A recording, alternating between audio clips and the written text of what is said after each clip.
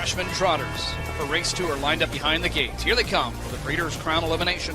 And they turn for the stretch, and the sprint is on. And here's Spencer Hanover up on the outside for the victories. And Diabolic Hill will not get caught in his Breeders' Crown elimination. Storybook Love is closing at her. She's got about a quarter of a length. Now she takes over the lead outside. Can she hold on to it? Storybook Love at 33-1. Todd Ratchford, he'll get a moment next week. And away they go. They're off and pacing a Wahhead Dad right on the gate. It's Brandon Boulevard and Dexter Dunn to drive clear late. He'll capture his Breeders' Crown elimination. It's Brandon Boulevard. Jailbird Jog. She swings for home with a 3-length head start, but Nezuko Kamado will time it right, sweeps up for the win, and off the turn into the stretch, it's Bojangles leading it. Bojangles remains undefeated in his first 11 start. Lua Deepa, her athleticism is just unmatched, and Lua Deepa, a shutdown winner. Field of 9 for the third. At the top of the stretch, here they come for the Breeders' Crown elimination. Closing fast is Delaney Hanover on the outside. Stash Some Cash is looking for the line, but Delaney Hanover and Ziron time it perfectly. 151 flat, that's a new track record. And they should sprint here with Prince Hal Hanover leading the way.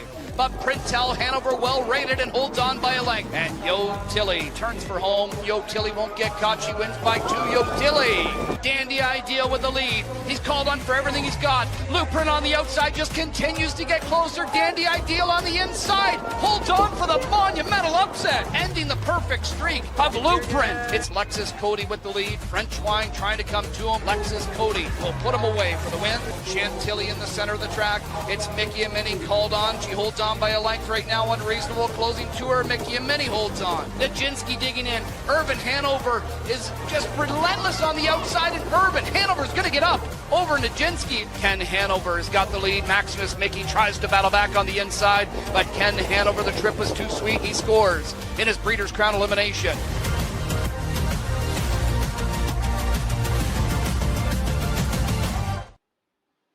Hello, everybody. Welcome. Oh my God. I am so sorry about that. I promised all of our sponsors Asak would never host any of these shows, and I'll make sure that we stick to that because this is a big one, folks. This is the Breeders' Crown live roundtable, and you can tell it's live because I could stop talking right now, and it stays in. We're going to keep those awkward pauses and things and all those other sorts because this is happening at the same time you're eating, you're sleeping, you're hanging out, you're sitting on the couch, and you're playing this very loudly while your wife or girlfriend is watching her very important show, and she's asking you, can you turn it down a little bit? And you probably will, or just put on some headphones. I'm Ray Cotolo, the host of the Harness Players podcast and of this Breeders' Crown Roundtable discussion this Friday and Saturday at Woodbine Mohawk Park. Nearly $10 million Canadian in purses on offer as we put the best of the best to the test to figure out who gets crowned the year-end champion. For the most part, Breeders' Crown champs do tend to take their divisional titles, and it all comes down to the Breeders' Crown, as they all say. Since this is such an important occasion, of course, you can see that I have brought only the best of the best garb. I have brought out the Mickey Mouse dunking a basketball t-shirt. You know I mean business when this shirt comes out, and you also know I mean business when I have a pool of brilliant minds to talk about these races with. In part because it's good to have more opinions than just your own, but if I'm going to be real for a second, I don't like any of my opinions this weekend at all. I think my analysis is solid, but I think all of the conclusions I come to are just garbage. They're trash. And so I'm hoping that the brain trust we have on tonight's panel can hopefully inspire me to find something a bit more creative or maybe a bit more profitable inside of these 12 Breeders' Crown finals. At the very least, do look like they're going to be one for the memory books. Included on this panel, as usual, we have Mikee P. I'd ask how he's doing, but you guys know him enough. You know what he does. You know how he is. He doesn't change. We do have a new... Right. You got a haircut for this? You got a haircut? You went to the thrift store to get your wardrobe? Like, what's up? No, I killed a possum earlier today, and it just so happened that I had all of this hiding under it. And then this is not a thrift store fight. can you even find a Mickey Mouse dunking a basketball t-shirt anywhere? I don't think so. It's one of the most sought after commodities next to sliced bread and next to our next panelist who's on here for the first time making his roundtable debut from Diamond Creek Farms, Mr. Shaun Laungani, second hand to Adam Bowden. And that's not just because he has a second hand, because if you look when we would do these shows, you never really saw Adam's hands. He only has the one. I don't know what to do with my hands, Ray. What do I do? It's okay. You'll figure it out as you go. What the most important thing? Yeah. Okay. Yeah, you can put them. You can cover whatever. The most important thing is all the people watching. Imagine them naked, and that'll keep you. That'll get you through the anxiety and the pressure of the live show. That's what I was taught from a very young age, and I never questioned it. Never questioned also when they asked me to break a leg and I had to be on crutches. Next on the panel, we have Mr. Garnet Barnsdale, a longtime confidant of my own from podcasts past, but now you know him as the Horseplayer's Journal author at Woodbine Mohawk Park. How are you doing, Garnet? I'm doing good. Listen, you missed the boat. If you're going to get Mickey, you have to get Mickey and Minnie. You should have known that. And I just want to point out, last time I was looking at you guys, they give out Nordic Catcher S and the Hambletonian. You look back at me like I just fell off a turnip truck. I'm here to tell you I hate turnips. It's the worst vegetable. He was Nordic Catchersdale, if you remember. Nordic Catchersdale. I should have put that as my name. Turnips, I only think their best use is probably in a stock. I would never use a turnip cooked as it, but I'll put it in a stew. So I'm kind of on board with you, Garnet. Hey, but where is Nordic Catcher nowadays? We don't have time to talk about that. Let's then bring on our last panelist on this show. He used to be Garnet's boss, but then Garnet just got too peeved with him. He's the editor of DRF Harness, and he is Mr. Derick Giwner. How are you doing, Derick? I'm doing great. I'm just sitting here looking at you, a big screen in front of me and wondering, do you not have any friends? Because you only have one Xbox controller. But yet you put a hook for a second one on there. And I'm thinking to myself, he wants a friend, but he can't find one. Or he can't afford a second controller. These are the thoughts that are going through my head. And these are the problems that I live with day to day that I didn't think were that evident. But thankfully, I have therapy on Thursday, so we have a new whole thing to go into. Fellas, by the way, not only do we want to thank Diamond Creek Farm for helping us put on these shows, but we also want to thank the Hambletonian Society, who helped not only put on this show, but also put on the whole show, Breeders' Crown at Woodbine Mohawk Park. Should we not waste any more time? I could waste a lot of time, but there's 12 finals we have to talk about. And I think we should probably just dive right in to the first of 12. On Friday, October the 24th, 2025, Woodbine Mohawk Park. It all starts with the sixth race on the card. Canadian, $959,000. That's just short of $1 million for the 2-year-old filly trot. 10 go postward inside of this race where, all things considered, this is a division still looking for a leader. Most likely will get crowned with whoever wins this race. But Mikey, I think first and foremost, Nezuko Kamado, legitimate favorite coming into this race on a 4-race win streak, and watching how she just swooped the field, aided by some fast fractions last time, makes you wonder, how much more is under her hood against a group of fillies that were still just trying to figure themselves out. Real quick, I need to ask Garnet, 959,000 Canadian. Is that like $27 US? What's the conversion rate currently? I'm just trying to about 45 bucks. Okay. I mean, that check will be smaller, I think, from Ontario Racing this month. Anyway, Nezuko Kamado is, I think, the best bet of the weekend. I think that she's just incredibly sharp right now. 4 straight wins, can win from on the pace, can win from off the pace. I know got a little bit of setup in that elimination, but she never looked a loser in the stretch. You got Scotty Z here, and you got a couple, horses in the race that she's against that she's handled in the past. I mean, Storybrooke Love came back to win her elimination. Well, there was no way that one was getting close to her at Vernon. If you watch that race back, she was very comfortable winning that Big Apple for $350,000 there. So I do think that the way she's drawn, the fact that some of the other ones really aren't in form, the Set Your Sights High is drawn outside.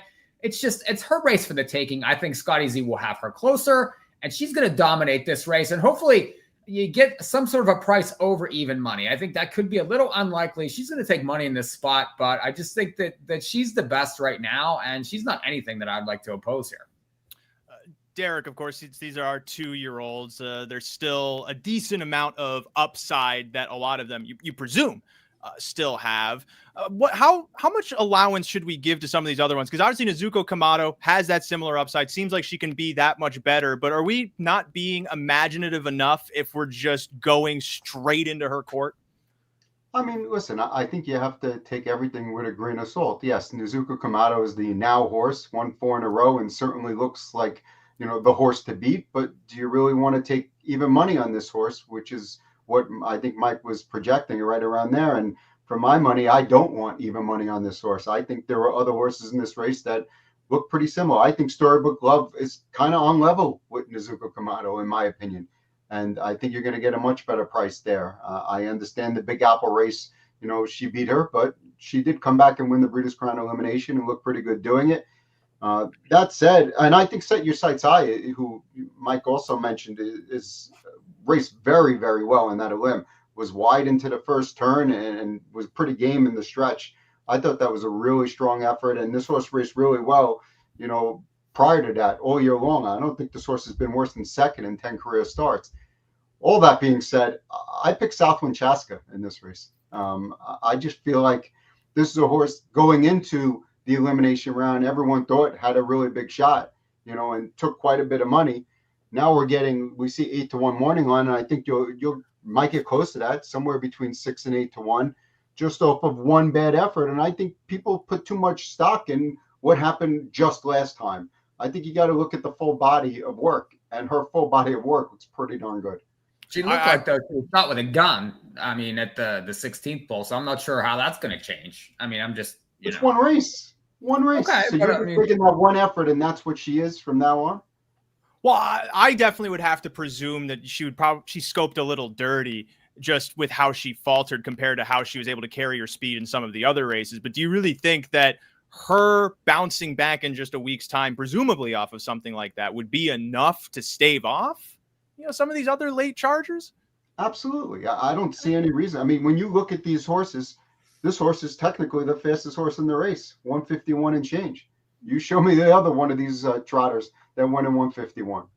You can't, because there aren't any. I add 2 seconds to every Lexington line. I throw it any time registered at that track. Anytime. I throw them all out. Fair enough. We'll say that 151 is a 152. Complete we'll outlier. Bump it up a second. 151 and 4 elevated to 152, a whole 1/5 of a second boost. You get historically from the Red Mile.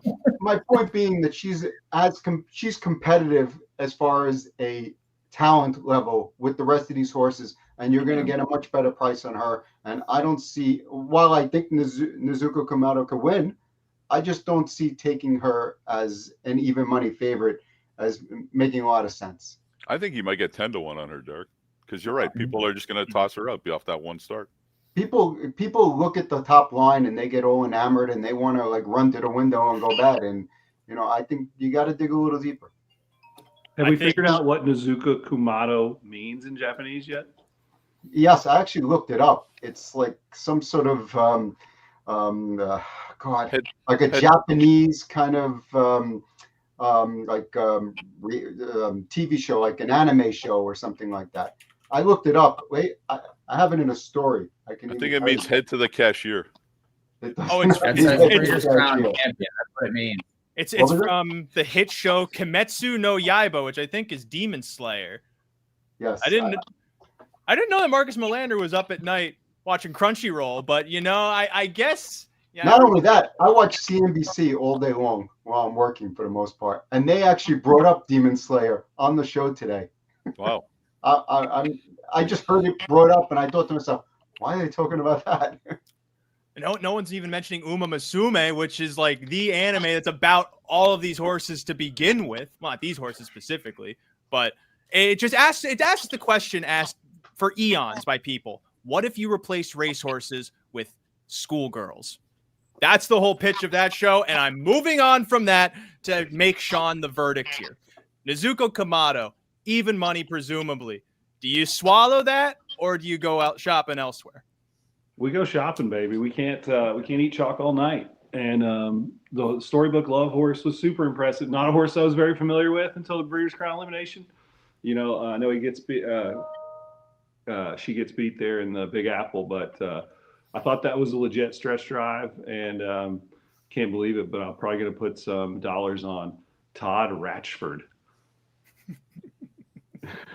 It'll help the price. I mean, you're going to get a price on that horse if you like her. Are you 33-1 off of an Olymp win? That horse yeah, is look, Derek's giving you the 3. The 9's going to take money. I mean, she'll be 4 or 5 to 1 easy. I mean, Garnet, historically, those types of horses, they usually come in between like 6 and 8 to 1. Would that be fair ball? Yeah. I mean, why not? I mean, 8 to 1. She looked pretty good winning that race. She got a perfect trip, mind you. I don't know if she's getting the same trip. Look, everybody's quoting win odds on horses. I'm not a win better, so I'm not afraid to take Nezuko Kamado on top. That doesn't scare me at all. I'm going to use a price horse for second, Bingo Night, who was involved in that pace, the crazy pace where Jailbird Jug won a 54-4 middle half in a 2-year-old trotting filly race, mind you, at Mohawk Park, and faded. But Bingo Night was the only one that was close to that pace that kind of stuck around. And she hasn't missed the board this year. She's not going to get bet at all. She's probably going to be about 15, 20 to 1. I'm going to take an exactor with Nezuko Kamado and her, starting from the best post. Take a shot that way. I will say, when I was doing the picks box today for DRF, for the newsletter that comes out tomorrow, I saw a lot of Bingo Night in there. She's not on any of my tickets, but I did see quite a few people using Bingo Night. I thought the elimination effort was okay. I mean, she certainly, she has some early speed and, could be involved, and she stuck around a little bit in some of her races, but I don't see her having any chance to win, in my opinion. I don't like her to win. Well, I feel like even if you like her to be second, you're presuming that the speed is going to hold pretty well. And I don't really have a good sense on who is leading at the court. I feel like Southwind Chaska is probably leading inside of this race. And I could see the argument Derek's making then, because who comes first up against her?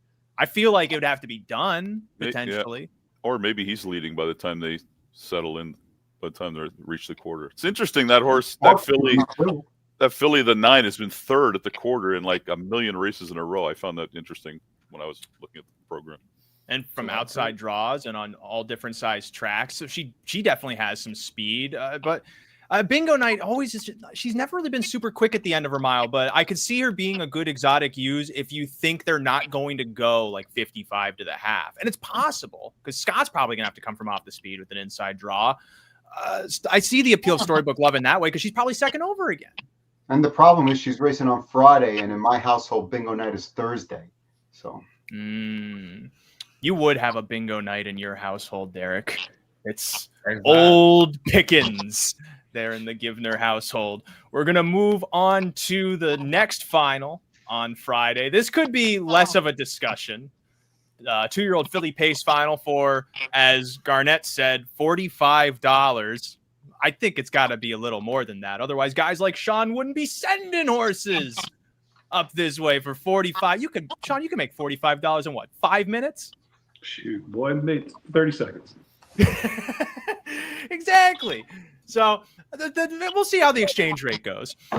But I mean, I'll throw it right to you, Shaun. Luadipa, you're talking about trying not to eat chalk early is part of the reason why, when you see a horse like Luadipa in here, you really don't have that many options. I mean, what can you say about her? I'm in awe of her. I saw her live in Lexington. I was in awe. I couldn't believe my eyes on the TV last week.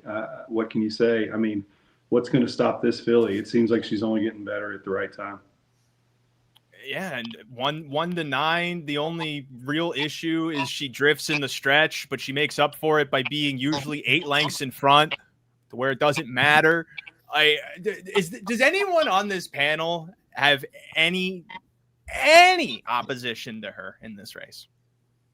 No, I will say I like this. I like the same exactor with their stablemate. I don't know what kind of a price you're going to get on it, but imagine I'm a Lulu pays the 53 flat back half and couldn't even get close to Luadipa. I mean, she's just unbelievable right now. Yeah, I feel like that's probably the most logical exacta inside of that race. Is it not? Unless Dea takes money. Dea is personally the horse I like to finish that. I think she's got a lot of grit she's from the first crop of Bulldog, right? This is the right. first. She's one of the better ones. Yeah, and usually in the stretch, she's shown a decent fight. That usually in that last eighth of a mile, you can tell whether a horse has got it or they don't got it. And I think Dea's got it. She took the bye. She's a historically hot filly. I don't really know you're going to get too great of a price on her. She might be the third choice inside of this race. This might be a watch race. I don't know. You're not going to make enough money to buy a watch. I can tell you that. No. Unless it's the second leg of the $100,000 guaranteed pick 5. So you could just key her and, that's it. And then watch 3 more races. So it's the second leg of the $100,000 pick 4 then. Or it's the happen leg. If you just single her, you just single her in every other race. Yes, she can't lose. It's a pick 4 and not a pick 5. You're right. Let's move on to race 8. You hear that, Ron Burke? You don't even have to race her. It's done. She won. Let's move on to the 2-year-old Colt and Gelding Trot, $959,000 the purse. Once again, 10 horses going postward here. This could be a somewhat lively debate. Earlier today, Mike and I did a hit for the In the Money Players podcast with Mr. Pete TF. The P is short for Pete, for those who know, and the TF is short for TF. But Mike and I had a disagreement here. I'm leaning all in on Apex. I wasn't really a super believer, but then I reevaluated that Mohawk Million, and I was more impressed once I kind of did the math on it. Diabolic Hill washed out last time. Not washed out, but he was lathered in that elimination. Definitely moved a bit smoother. But Mike, you think Spencer Hanover could be a sneaky price inside of this race? I do, because where's Apex been? I mean, it, had 3 really big races in a row there, and then has gone away for a month, and then you get a qualifier. Now, there's no doubt his talent. I mean, he's an awesome horse, and he was awesome in the Mohawk Million, and I loved him there, actually. I thought that he had a great chance to win. You got a great price. I mean, you got almost 3-1 on him in that spot. But like I said, he hasn't been here for a month. Now he shows up, and you get the rail. I don't want Diabolic Hill at all coming off that cupcake elimination. So you get Spencer Hanover, who won an elimination, has won 2 straight, and is getting good at the right time. That 26-3 kick last time. He's going to be the third price in this race by a pretty far, I think, huge margin. So I think that there's value with him, especially, given the other 2 that are going to take the bulk of the money. They have question marks with them. Now, Apex might win this race at a very short price, but I'm going to get Spencer Hanover at over 5-1, maybe even 7-8-1 in this race. And I think that he's a little bit of value, especially as a horse that's up and coming, definitely getting better. I think we'll be flying late. Is he good enough to get there? We will see. But I want the value in this race with him. He looked awfully good winning that elimination. I don't think you're getting 8-1. I'd say maybe 5, but I think he's got a shot. He looked really good winning. He was under tight lines, just soaring by them in the stretch. Yeah, 55-4 back half. He came his back quarter in 26-3. I'm curious from Shaun's perspective, because obviously there's both sides of your brain are firing. For one, on a gambling side, Apex short price, but he's on a 4-race win streak. He's been really good, but then also you see that pedigree and you see what his resume has been so far. I have to imagine that you might be as conflicted as I am and trying to think what could his top be, considering how the last few mission briefs have been kind of duds. It's crazy that she comes through, really breaks through with her, what is this, 4th or 5th foal? First Colt, I believe. Totally breaks through after all the money that was spent and all the knocking on the door.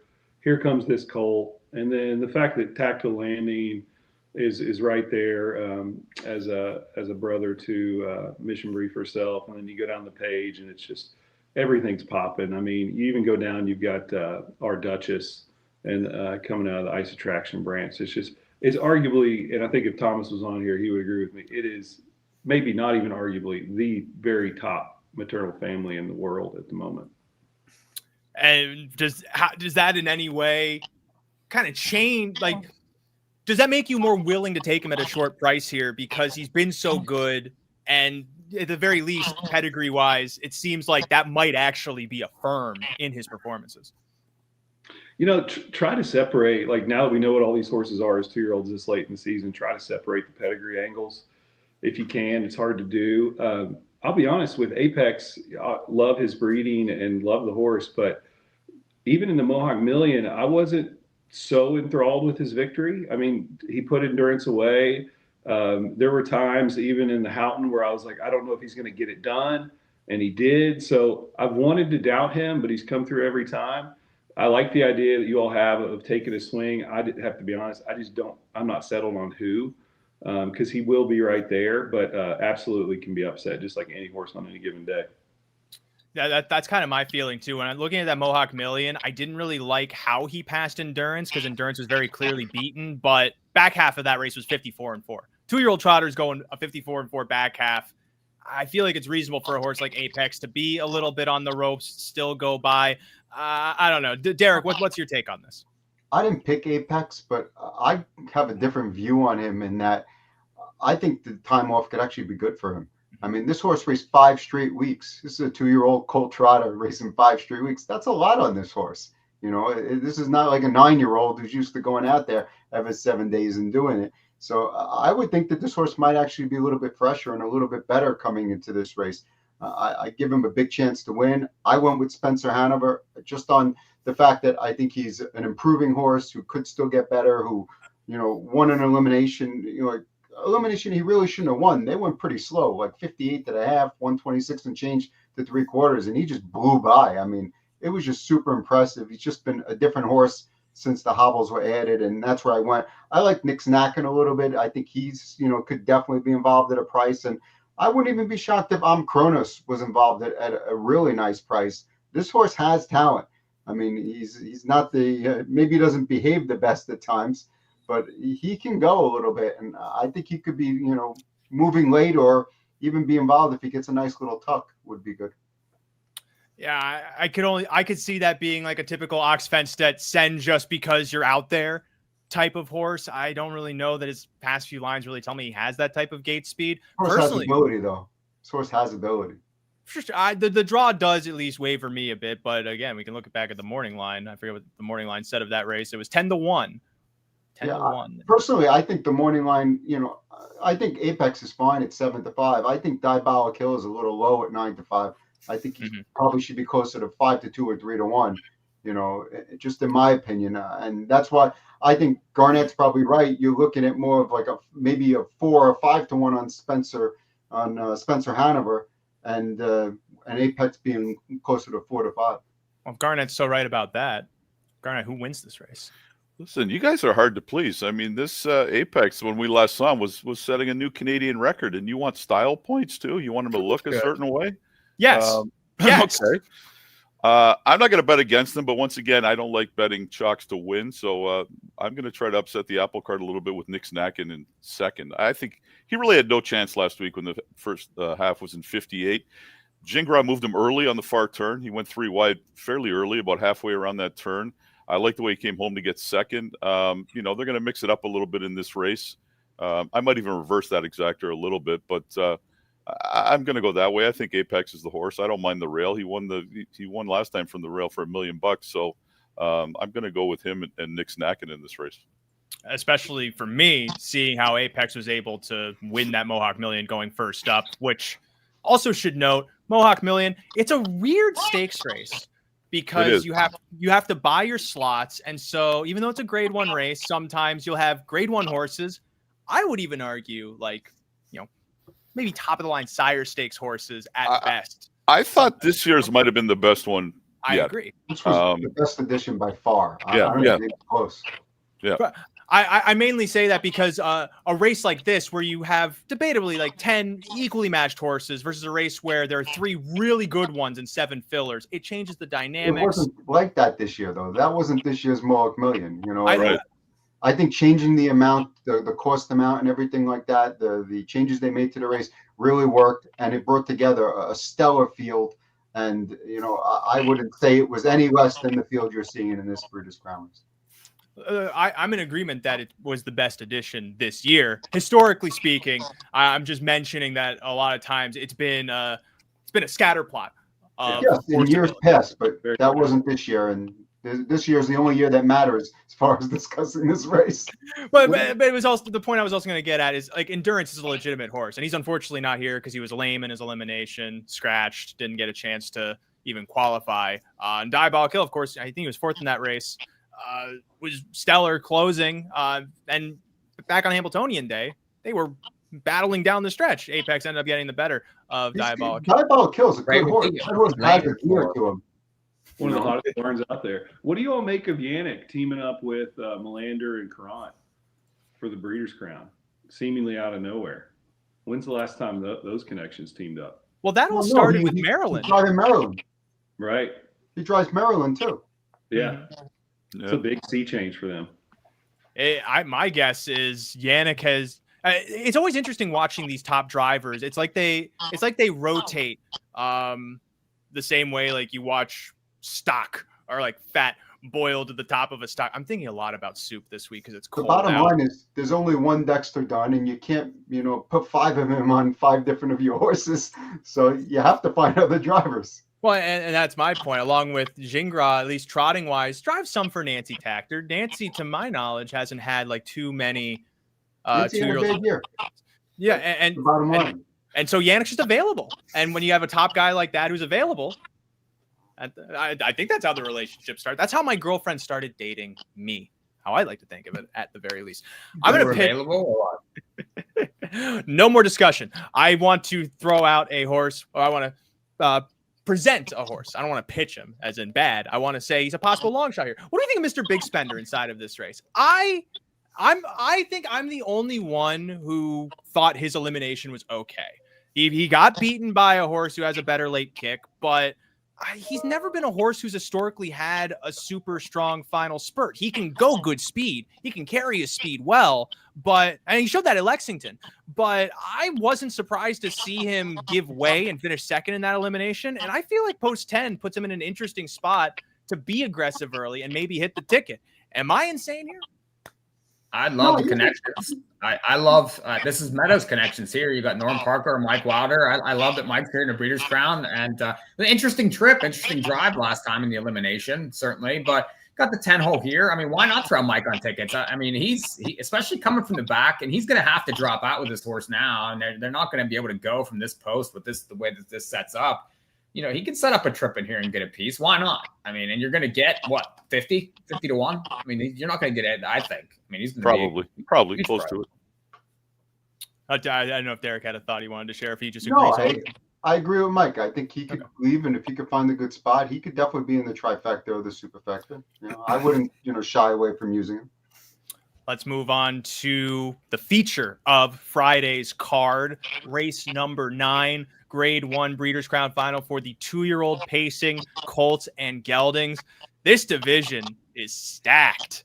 It's stacked. Like Bojangles, admittedly a standout on his resume. 11 straight wins from 11 starts, maybe even 12, or is it 11? It's probably 11. 1, 2, 3. It's 11.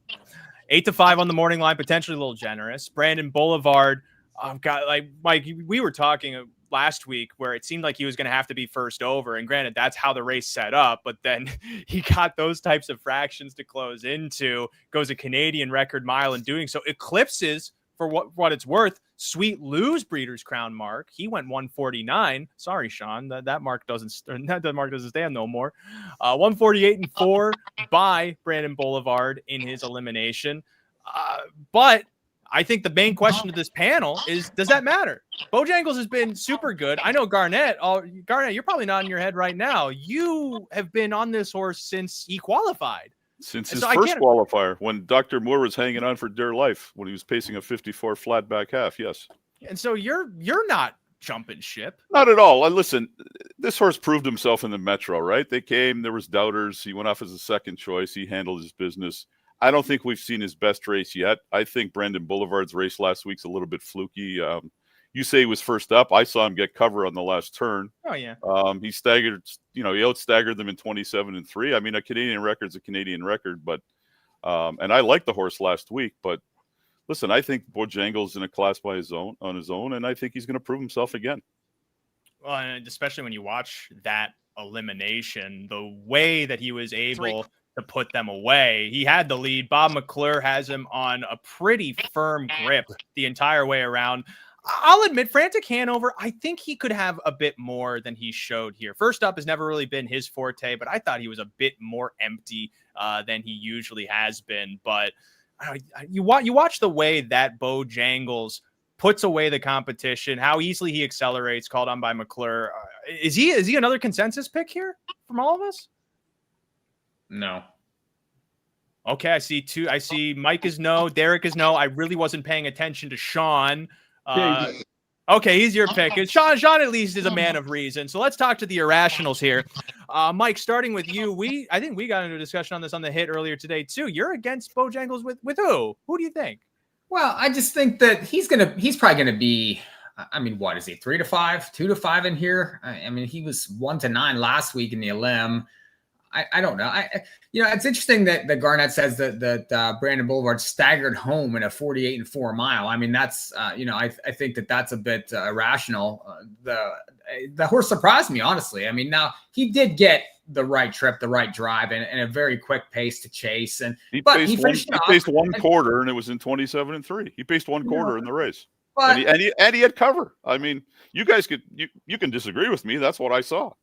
Well, I get it, but I also know that you're totally in love with this other horse too. So I mean, I do think that you're married to that horse, and yeah, he's been great, but they all get beat eventually, and I do think that they are going to go after him in this race. They're not going to let him get his way on the front. There's a lot of ones on his program, and they're going for 9:59 here. I know that doesn't seem like a lot, but I think that they're going to take their shots at him, and there's other speed in this race. And we saw what the other elimination did last week with that wicked pace. Well, this horse isn't going to be immune to that in this final. And I don't see why anyone thinks that the pace isn't going to heat up very similarly. And Brandon Boulevard could find himself in that similar trip, that similar Dexter down perfect trip spot. And, he's capable of going sub 49 up here. I do think that he's tactical enough. He's won 3 straight to maybe be a little bit of value in this race. Now, I understand Bojangles, and he's been phenomenal, but he's going to have to earn it in this race. So we'll see. Give me a price on Brandon Boulevard. Maybe 3-4-1 in here. I guess it depends on how hard they go for Bojangles or anybody else. That is one thing I did consider is if Bojangles probably goes to the lead. He's been going to the lead every time, but it's probably. He has that outside draw. You just have to think McClure's probably going to want to take advantage of that. And I'm imagining, Derick, you can tell me if I'm wrong. You might be of the impression of he goes to the lead. The fractions might be a lot, and it's put up or shut up time to figure out how much does this horse really have. Yeah, listen, he could certainly win the race. My viewpoint is that he hasn't shown me yet that he's that much faster than the rest of these horses, and he's going to be 3-5. And my viewpoint is that, considering that, I see like 4 or 5 other horses in this race that I think, on paper at least, are as fast as him. And he's going to have to prove it to me that he can take the heat. I mean, you can look at his lines and say he was tested in the Metro and blah, blah, blah. But I look at his lines and I don't see those fast fractions that I see on these other horses. I see Brandon Boulevard, Malillo, Al Poppy, Frantic Hanover, You Brute, all in miles going to 3/4 and 120 and 121. And on his lines, all I see are 22, 23, 24. So to me, that says that he really hasn't been completely tested yet. You're looking at Lexington again. Bojangles will go 118 at Lexington. You're looking at Lexington and comparing that to Mohawk. Come on, Derick. Well, they did go 52-4 last week in the other elimination. I mean, all I'm saying, last week in the other elimination, look how fast they went. They went 121. Because Woodbine, right? They didn't race the eliminations at Red Mile, did they? Because Dad went bananas to a 52. My childhood story, by the way. Race yet. He hasn't finished the race yet, Dad. And you don't give Brandon Boulevard any credit. You said absolutely, I give him credit. At the end of that I think he's a very good horse. I give him credit. I loved him last week. I bet him, but I think that that mile is a little bit phony, being 148-4 the race the way the Oh, race I went. agree with you. That mile's probably a little bit phony, and maybe if he didn't have that set up, he goes 149-1. But still, a pretty strong effort.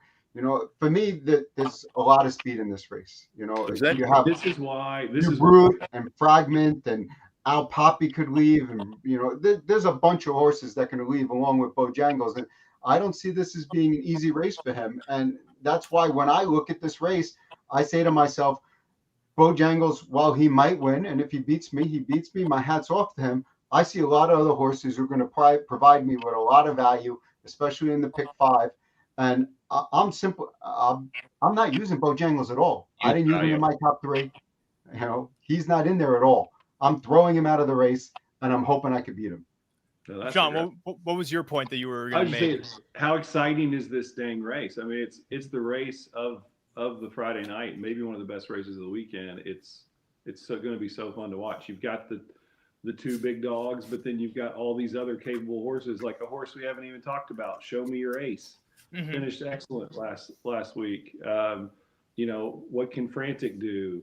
You know, Fragment was finishing okay. Brute maybe didn't have his best race, but he's accomplished. It's just Malilo got in all kinds of trouble in the stretch, which nobody's mentioned that yet, and he was flying up the inside at the wire. Yeah, he gained 6 links almost, you know. So He got in some trouble. The horse broke and kind of hampered him early in the stretch. He would have been probably a little bit closer. Somebody suggested he would have won. I didn't see that, but it's gonna be so fun. This will be a great race, and whoever wins will be a true champion.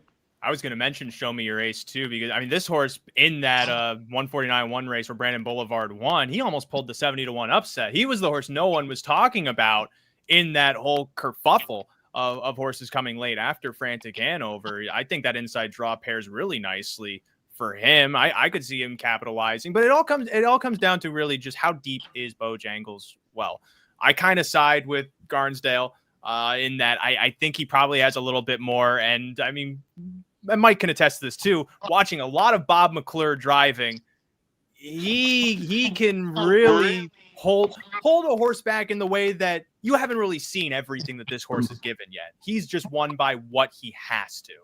And that part of the equation makes it tough for me to assess whether I should jump ship from him as a favorite inside this race. Listen, he can win. He's supposed to win. He's the 3-5 favorite. He's never lost before. And, you know, on paper, everyone's going to jump to him. And I feel like he hasn't separated himself enough for me to take 3-5. That's just my viewpoint on it. You know, and I respect everyone who really likes him and thinks he can't lose. And maybe he won't. Maybe he'll go out and win. And I'll, you know, congratulations. And I'll move on. I'm not going to be upset that I didn't have the 3-5 shot, you know.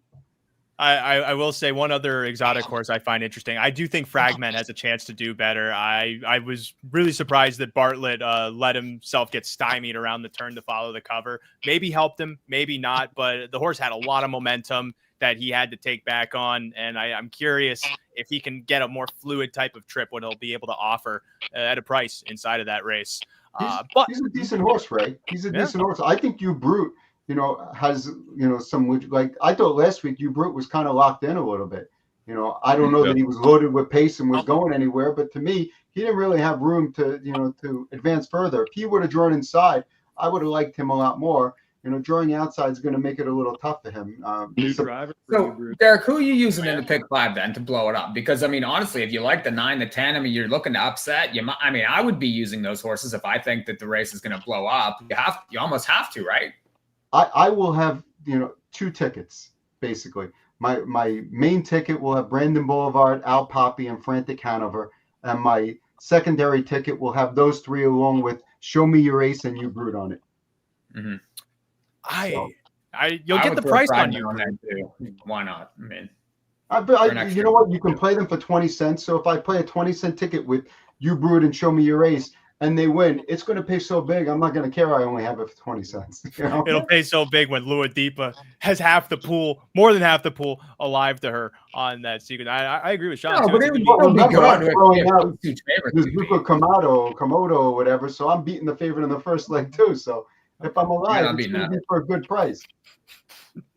I agree with Sean too. Todd McCarthy's an interesting addition on Brute. I just haven't really been impressed in his Grand Circuit efforts.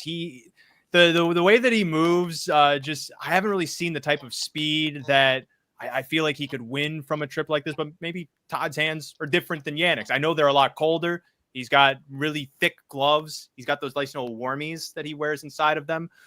So maybe those hot hands will be enough to liven up you Brute inside of that 2-year-old colt pace final. But that's Friday. We're already 45 minutes in. We have half the show with 4 of the finals in the books. We're going to talk about the next 8 after commercial break. As you know, we do have Shaun from Diamond Creek Farm here on the show. Shaun, you guys made some news a couple weeks ago. You guys, first off, you guys like making news. You make a lot of news. You did so when you bought Sabonis, and you made news in the announcement that Sabonis is finally going to stud.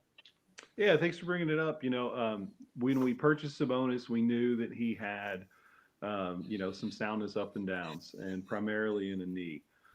So we did all our due diligence. We were aware of it, and we knew we were taking a chance. And Brett said he could really, swim him a lot and lighten his training, and we thought we could have a good season while nursing his knee.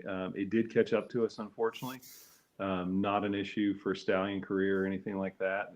So it was a shame that we had to stop, but I think we did the right thing by the horse, and now we've set him up well. He's a healthy horse going into his stallion career. So we debuted him out there as a stallion in Indiana last week to a great reception, and we're well on our way. I can't wait to see his babies. I think Diamond Creek's prepared to breed some unbelievable mares to him and take advantage of the Indiana program. I believe 3,000 is what he's standing for. Actually, we're going to do him at 3,500, and that's less than his sire, Tell It Like It Is, or Rockin' Image. So we'll hope people see that as competitive. We're trying to do it the right way and build him up brick by brick, kind of like we did down by the seaside in Ohio. And he was such a sensation in Indiana. Makes sense to bring him back home and let his bloodline continue through their program and generations to come. We'll come back with the next 8 Breeders' Crown finals. After this, an introduction to Indiana's newest sire, Sabonis. It is Sabonis now in front. Little Rocket Man back to second. Desperate Man is third. By the Missile is trying to close here on the far outside. And then up the inside is Captain Luke. It is Sabonis. Desperate Man is coming on. Sabonis is desperate to hold off Desperate Man. But Sabonis does it! Sabonis wins the damn pack. Comes Sabonis from the back of the pack. He's just 3 lengths behind and closing good ground. Paris is dragging us at the cones, then Sweet Beach Life. Top of the stretch, Wish You Well taking it to Time Is On My Side. Sabonis off cover, Sweet Beach Life trying to squeeze through traffic. Wish You Well hits the front. Sabonis over the top has got his 8 wins in a row for Sabonis. Searching from the inside, Captain Luke and Sabonis. Sabonis upsets in the Grand Prix. Sabonis over Captain Luke.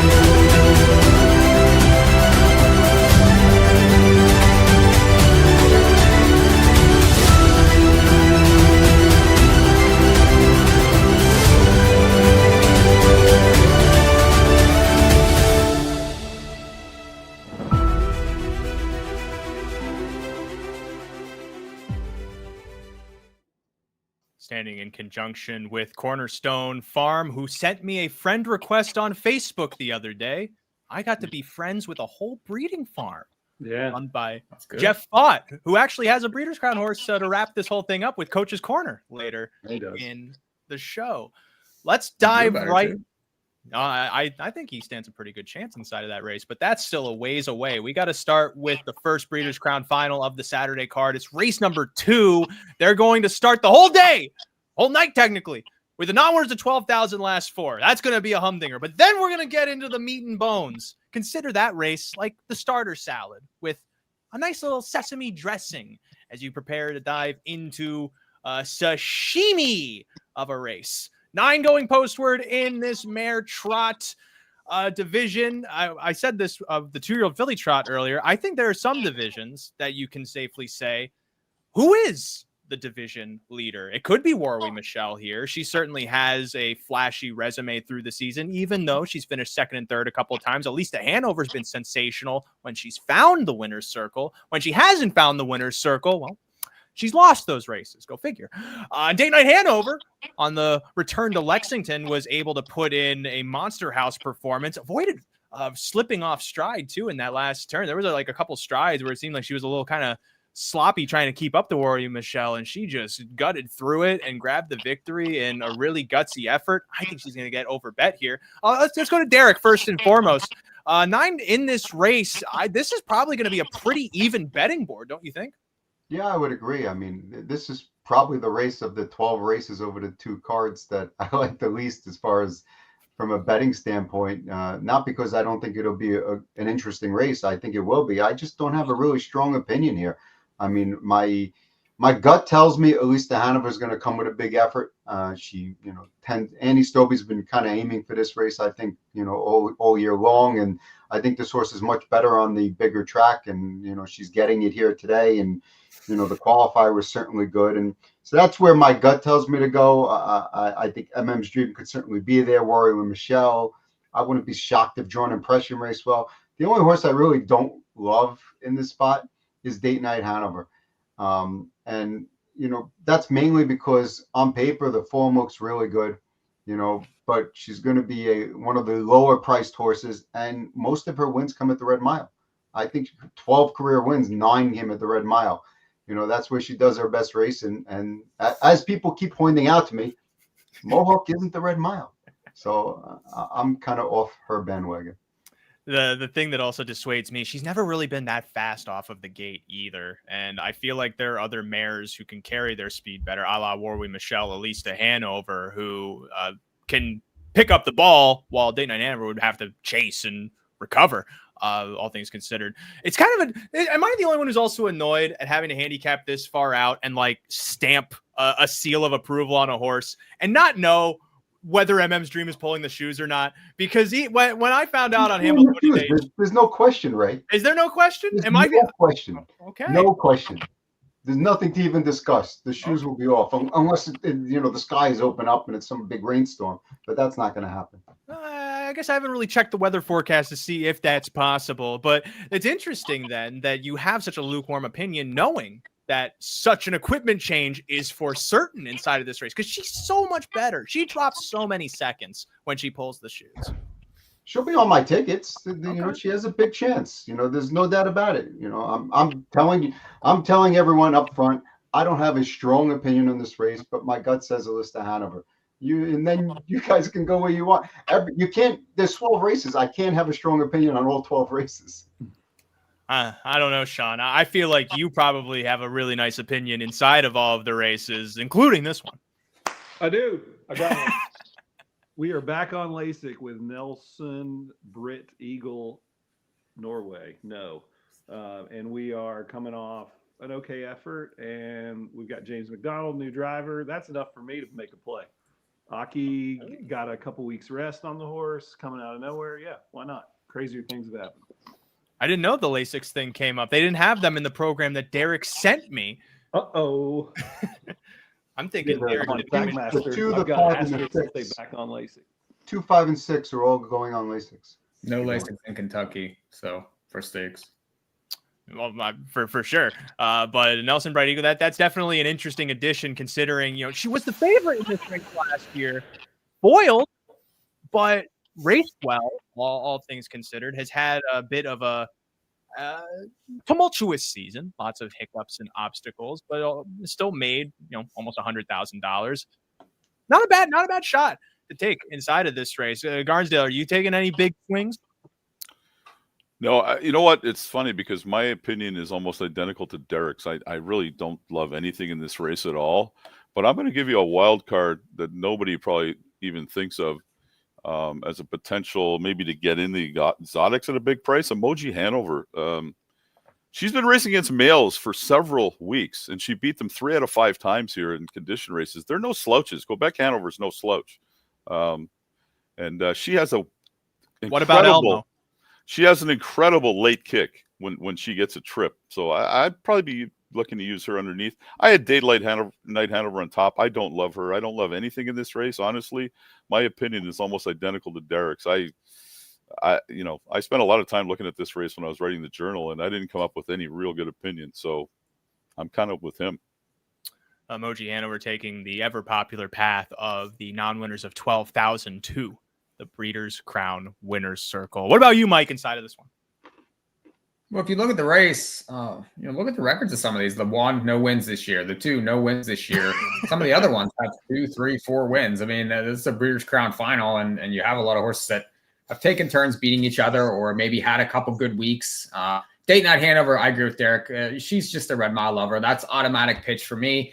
I do think Woodbine Michelle will race much better in here. She sort of shows up by appointment only 2 and wins a couple here and there. But I do think that she will be good. She's versatile. I think that Ock puts her in the race early in here. Her and MM's Dream, I think, will be up close. A list is a little bit tricky. She did get great at the Meadowlands over the summer, and she was almost unbeatable there for a while. I mean, kicking in 26-2 there at one point. But now she comes off, an okay qualifier, ships up here. I do think she loves the Meadowlands. She's going to need to be tested, and I don't know. I think I picked her second in this race. Like everyone else says, I mean, it's just one you almost hope that you get alive in multis here. You use 3 or 4, hope to get it right. I would fade the 5. I would probably use the 6 and 7. And, maybe a little MM's Dream. I would live and die with those 3 and try to get out of the race, honestly. It's not easy. I don't know that I agree that Woodbine Michelle is by appointment only. She's raced really well all year long. First, second, third. She has 2 wins. 6.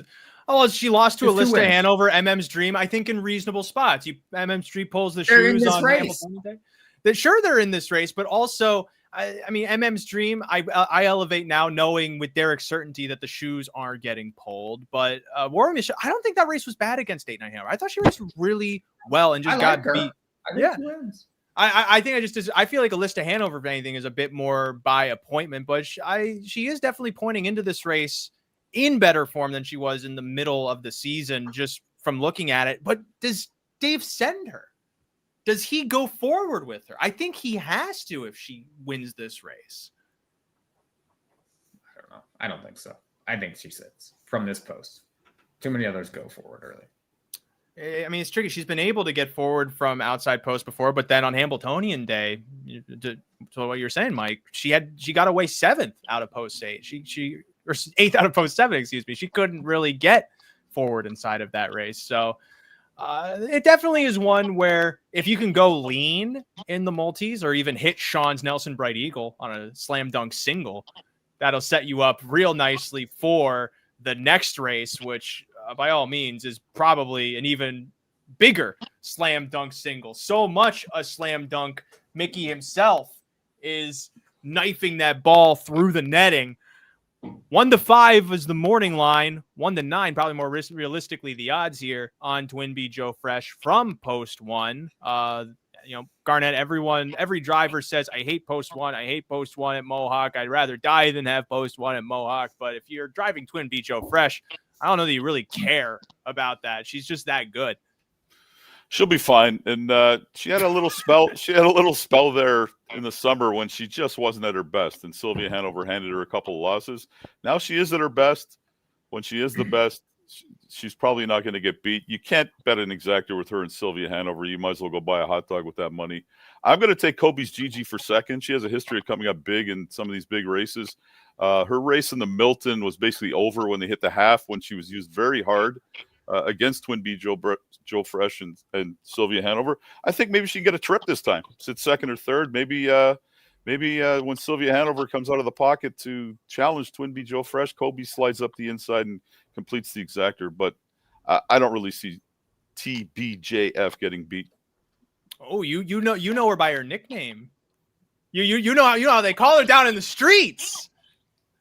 I'm wondering, after such a lukewarm opinion in the Mare Trot, Derick, you must be ecstatic about your opinion here in the Mare Pace. Yeah, I have a really strong opinion here. I think Twin B Joe Fresh is going to win the race. There's really not much to say. She's going to be a heavy favorite. I can see the viewpoint. Like, if you can get she's 6-1 on the morning line. If you can get 6-1 in Sylvia Hanover, you want to take a shot. I couldn't fault you. But if she's like 4-1 or something like that, then it just makes no sense to even try. But I think this is 1-5 exacta. And, Garnet said don't waste your money. But if you need $1.50 for coffee, you bet 2, you might get $3.50. And then, or you can bet, I like Kobe's GG as well. I just bet a 1-5-2 $20 triple, which will pay $10 and you get 100. That's not too bad. Yeah, you're getting 60 on that for 20. 60, not 60. Yeah, I'm telling you, you would get 60 on that. That'll pay. You need 3-1, like overall 3-1. Yeah, I think you get 3-1 on that trifecta. Yeah. Ray, I'm curious what the Roundtable thinks of that effort from Always Be Naughty and how to situate her in all this. I like. Oh, really? You're gonna get hammered off of that 39-1. You're not gonna get as much of a price on her. Still could be what, 10-1, 8-1? She's probably more than that. She's probably fourth choice, right? My girl EJ is the most likely third choice in this race. Or Kobe. She was super last week. If she could produce that mile again, then play 1-7, man. Go for it. If you believe she's going to reproduce that effort, by all means, play a 1-7 exacta. You should get $10 for that, no doubt. A lot of it comes down to how aggressive will Austin be. You could say that he's a young guy, he has the outside post. Why not just send her? But I'm also looking at her lines and seeing, well, when has this filly gotten sent for the most part? Yeah. And but it's a short field. So, I mean, she's going to have to come from 7th and then out sprint 5-6 others to get second. She'd get a trip in the race. I mean, they're all going to get tired chasing the favorite here. I don't think Sylvia is nearly what she was earlier this season. I mean, she was back to her monster form early in the year, but she sort of tailed off, and then she comes off kind of a stinker. Even from an outside post, I don't want her here, and I've been on her more than not. I'd be more interested in the 7, who's sharp, who comes off a really nice win, and could get a trip from the back again. I could see she's easily second or third in this race. I feel like at the quarter, she's away either 5th or 7th, and then Austin's hoping to get second over cover. And at that point, I think he could hit the try. I can envision that because Dunn's going to be on the lead. Sylvia, you presume, is going to be in the pocket, but I don't even know if Tim's going to want to play those games again. He may just push first up with her inside of this race after that last mile. He's done that before to get second. That could Always Be Naughty in, but at the end of the day, it's a lot of brain power to figure out how do you get that cup of coffee that Derick just won't get out of his mind, or the hot dog that Derick. Did you eat dinner tonight? No, not yet. I do have. Look, I have a little bit of trail mix I've been eating. See, it's right there. Trail mix, and it's all Skittles. No, those are M&Ms. Or no, wait, those are chocolate candies. Yeah. Oh yeah, we can't say that. This is the food portion of the show. 8 grams of sugar. Good for I didn't think diabetic. we'd spend this amount of time on Twinbee Joe Fresh. Like, what are we doing?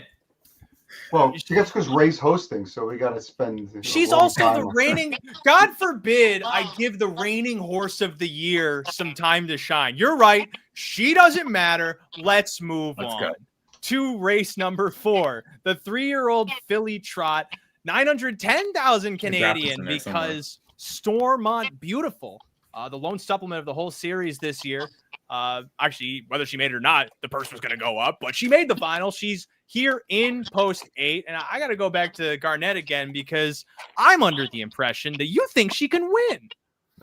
You would be wrong, but I think Mike might be under the impression that she can win, and I have a feeling he might be picking her for this Ontario racing pick. I like her to hit the ticket. I think she raced really well last week against Yo Tilly's.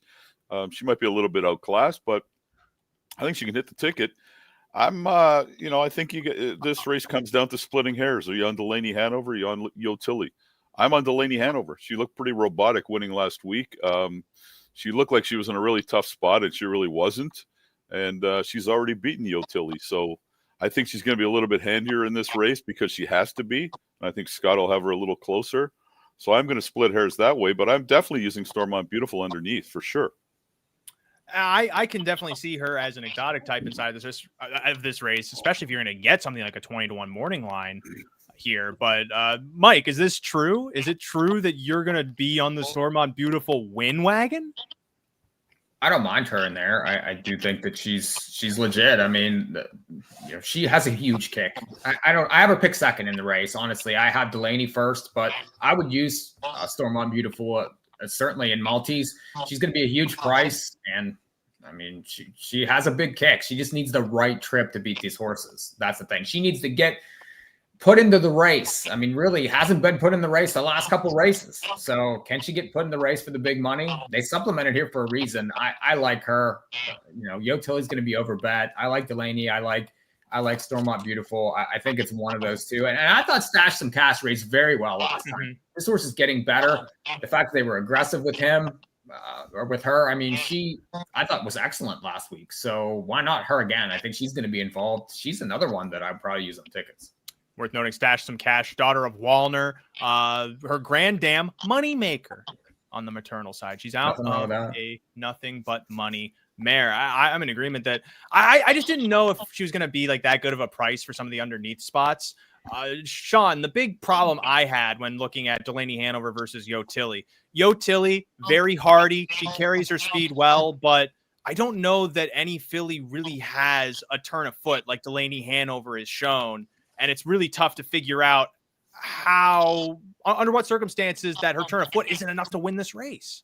Yeah, no, I'm a Delaney fan here. You know, Yo Tilly's been amazing, but I do think that when horses win like Yo Tilly's been winning and they find themselves alone on the front at the end of races, that's not necessarily the best way to sharpen up for a breeder's crown. So I think that could compromise her and make her vulnerable to Delaney. So what I see Yo Tilly, you know, out there looking like she's going to win, and then Delaney kind of steals it. But I'm actually was a huge fan of Stormont's limb. I thought that was really strong following Yo Tilly there. And then I was going to ask the Roundtable what their thoughts are on a horse like Monalishi in this spot. I wish I pulled the replay from this one, because I thought it was a really interesting stretch drive that she had. For those who, you know, homework from the Roundtable, I hate to give homework, but, you know, don't worry, there'll be a test about it on Saturday in the fourth race. When she was rallying, she got sandwiched, and I couldn't tell if maybe that like shied her and it caused her to lose her momentum. She ended up, you know, picking back up and going over the top. But again, Delaney Hanover has a much stronger turn of foot. Did anyone else have any impression of that stretch drive? Monalishi? Monalishi. I have a comment here. I have my past performances with all my notes on it. And my comment is, should have been third, hung a bit. Yeah, I would agree with that. But my thought is hung a bit again, because Delaney Hanover came up outside, and it looked like James had to take up a little bit just to stay straight through the hole. Listen, we all look at things and we see what we see, and that's what I saw. You know, that's the bottom line. I think she can get a piece of it. I think she could be third or fourth in this race. She's pretty good when she's on her game, but I don't like her to win. She needs a trip for sure. I mean, yeah. I actually had her last week. I thought the 15-1 was a good price on her, and she was much better in that super final. But she got her doors blown off and the stretch, so she needs a trip to kind of get a piece. I don't think she could win the race. I'm curious. I know Mike thinks so, but from everyone else, I'm curious if everyone thinks that Yo Tilly is going to be the favorite here, because I'm not convinced. I'm not convinced, dude. Delaney has to be the favorite. I think it's going to be very close. Very close. Like, we're talking. Why does she have to be the favorite? 4 to 5 even money. Delaney, for one, ended Yo Tilly's win streak this year. She kicks home sub 27 every single time. Yo Tilly happens to go sub 27 in some of her races. The only thing is if the big money is interested in the qualitative of Todd asking Yo Tilly for like 1 or 2 strides, and then she re-engaged in the last 1/8 of a mile of her elimination. She picked back up. 1 to 9 every race. She's lost 1 race this year. She's 1 to 9 on the board every single race. I mean, and she lost to Delaney Hanover, who then was even money in the Philly Futurity, and followed that up in a 55-4 back. I'm trying to back up like Delaney Hanover was 4 to 5 in her elimination, not even facing Yo Tilly, and Yo Tilly was 1 to 9 in her. So you really think that she's going to make more money? No, she's not. I think it'll be close. I really think it'll be close. 54-1 back half by Delaney Hanover to win her elimination. Yo Tilly going 55-1, upended by Delaney Hanover. I don't know that it's that close. If it is, I think you're getting a bargain on Delaney. A lot of ones on that page next to Yo Tilly's name. So, and it's just not like us smart people betting this race. There's a lot of, people that just looked open to program this week that are going to be betting these races. That's not true, because all of them have watched this show and they'll all be betting Delaney Hanover because it's only the smart money going into the pools from our audience. I think final thought. It's final thought. Are we all in agreement then? I'll give a final thought that I didn't pick Delaney Hanover. Oh yeah, I didn't even ask you. You had. I picked That's a good thought.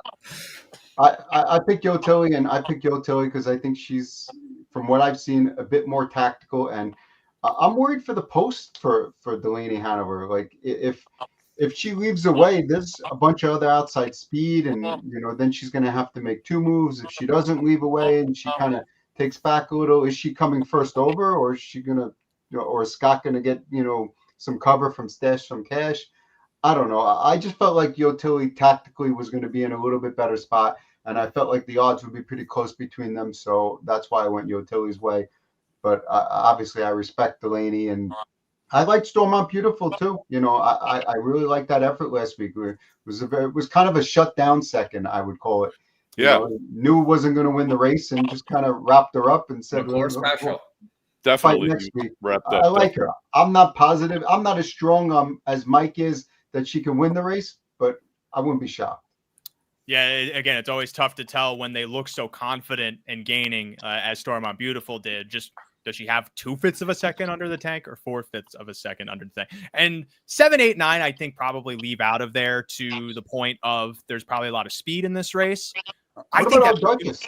No one mentioned our Duchess finally getting a good post after 999. Like. And Timmy's most likely going to take advantage of that. I was going to add, I think that puts Yo Tilly into a first over situation, and Delaney Hanover probably follows her. If that's the case, it's game over. No, Yo Tilly will come around in the backstretch, won't she? It He's depends. not going to sit and race first over. It depends on how many horses lead. And it doesn't matter if Yo Tilly's coming first over. There's no horse other than maybe Delaney who's parking her out, and I don't expect Delaney to be on the lead there. So they're going to let her go. Everyone wants to follow Yo Tilly. Let's be real. Well, again, it comes down to if she gets away 5th, does Todd make that early move? Because a lot of times they don't. I'm just saying, as we're going to move on to the next Breeders' Crown final. It's race number 5. It's the 3-year-old filly Pace. 10 go postward in this $822,000 final, where we will see whether Mikee and Minnie can join the ranks of. Wait, how many is it again? I gotta check the media guide. The number is specifically. How many is it? There's 55 horses who have won 2 Breeders' Crown titles. She could be 56 or 57. There's some others earlier in the card who can do the same. Sylvia Hanover could become like one of 8 to win 3 if she somehow beats Twin Beat Joe Fresh. But Mikee and Minnie won her elimination fairly simply. Garnet, let's start with you. What do you do with her? Listen, I don't mean to sound treasonous, but I was really disappointed when Chantilly scratched out of the Fan Hanover, because that was Mikee and Minnie was going to be probably my biggest bet in several years in that race. I've been so convinced that she's been the best, and she is the best. There's going to be people taking a shot against her because she only won by half a length last week. She just gets the job done. She's the best. I don't see her getting beat here. I had her as my best bet in the Journal, and that's in 13 races where there's probably bigger chalks than her. But as far as a wager, if I get even money on her 4 to 5, I honestly don't see her losing in here. You think you're going to get 4 to 5? I figured she's a lot. I never said I thought I was going to, but I'm saying last week. She's not going to be as low as some of these other chalks. That's why I didn't want to pick a 210 horse as my best bet. That's all I'm saying. I think you'll get 240.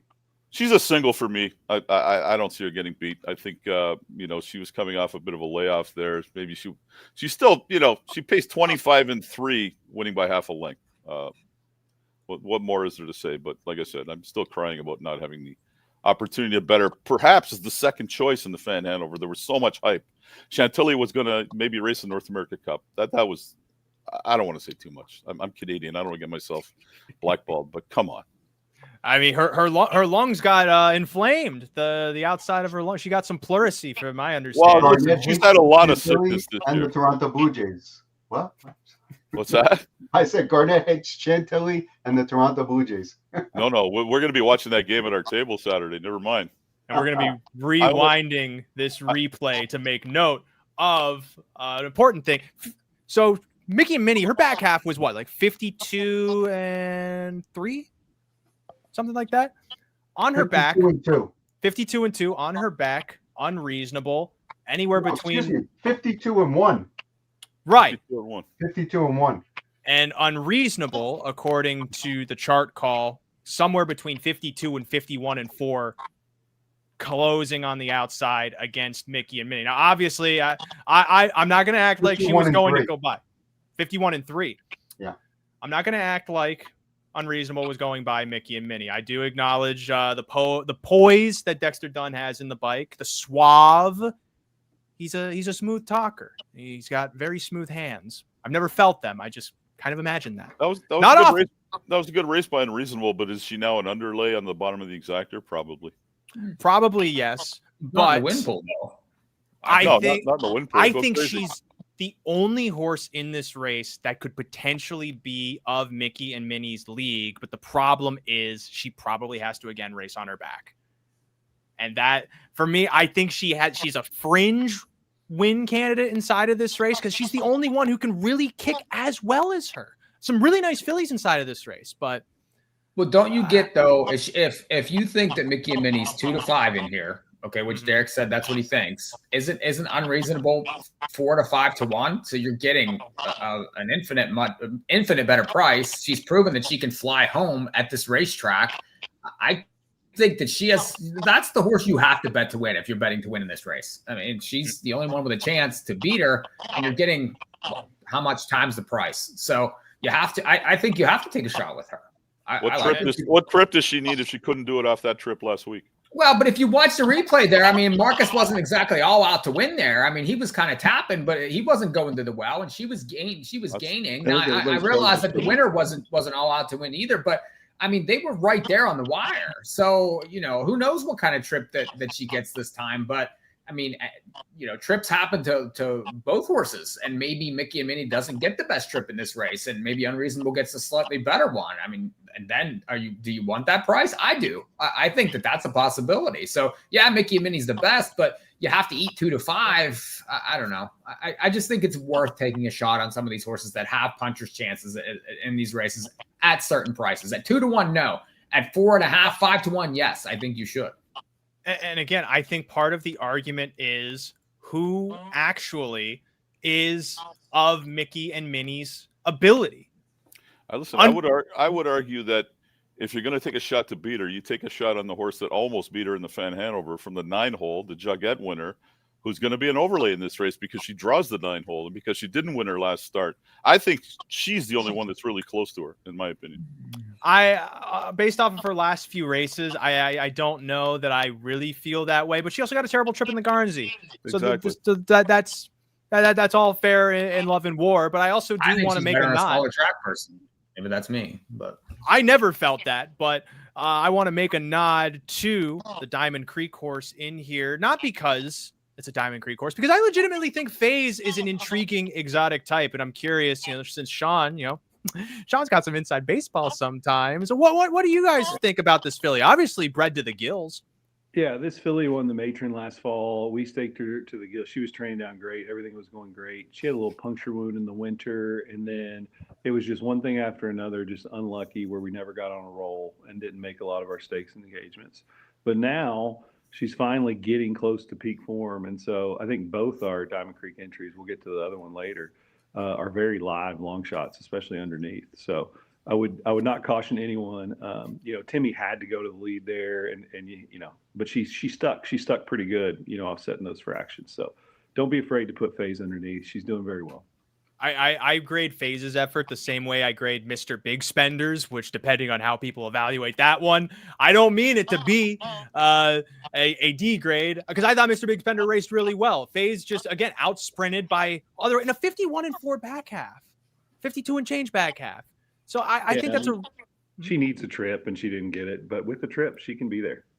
And I mean, 59-1 in her elimination, 33-1 finishing fourth in the Garnsey, Right. 15-1 winning at the Red Mile. I know how much Derick loves the Red Mile.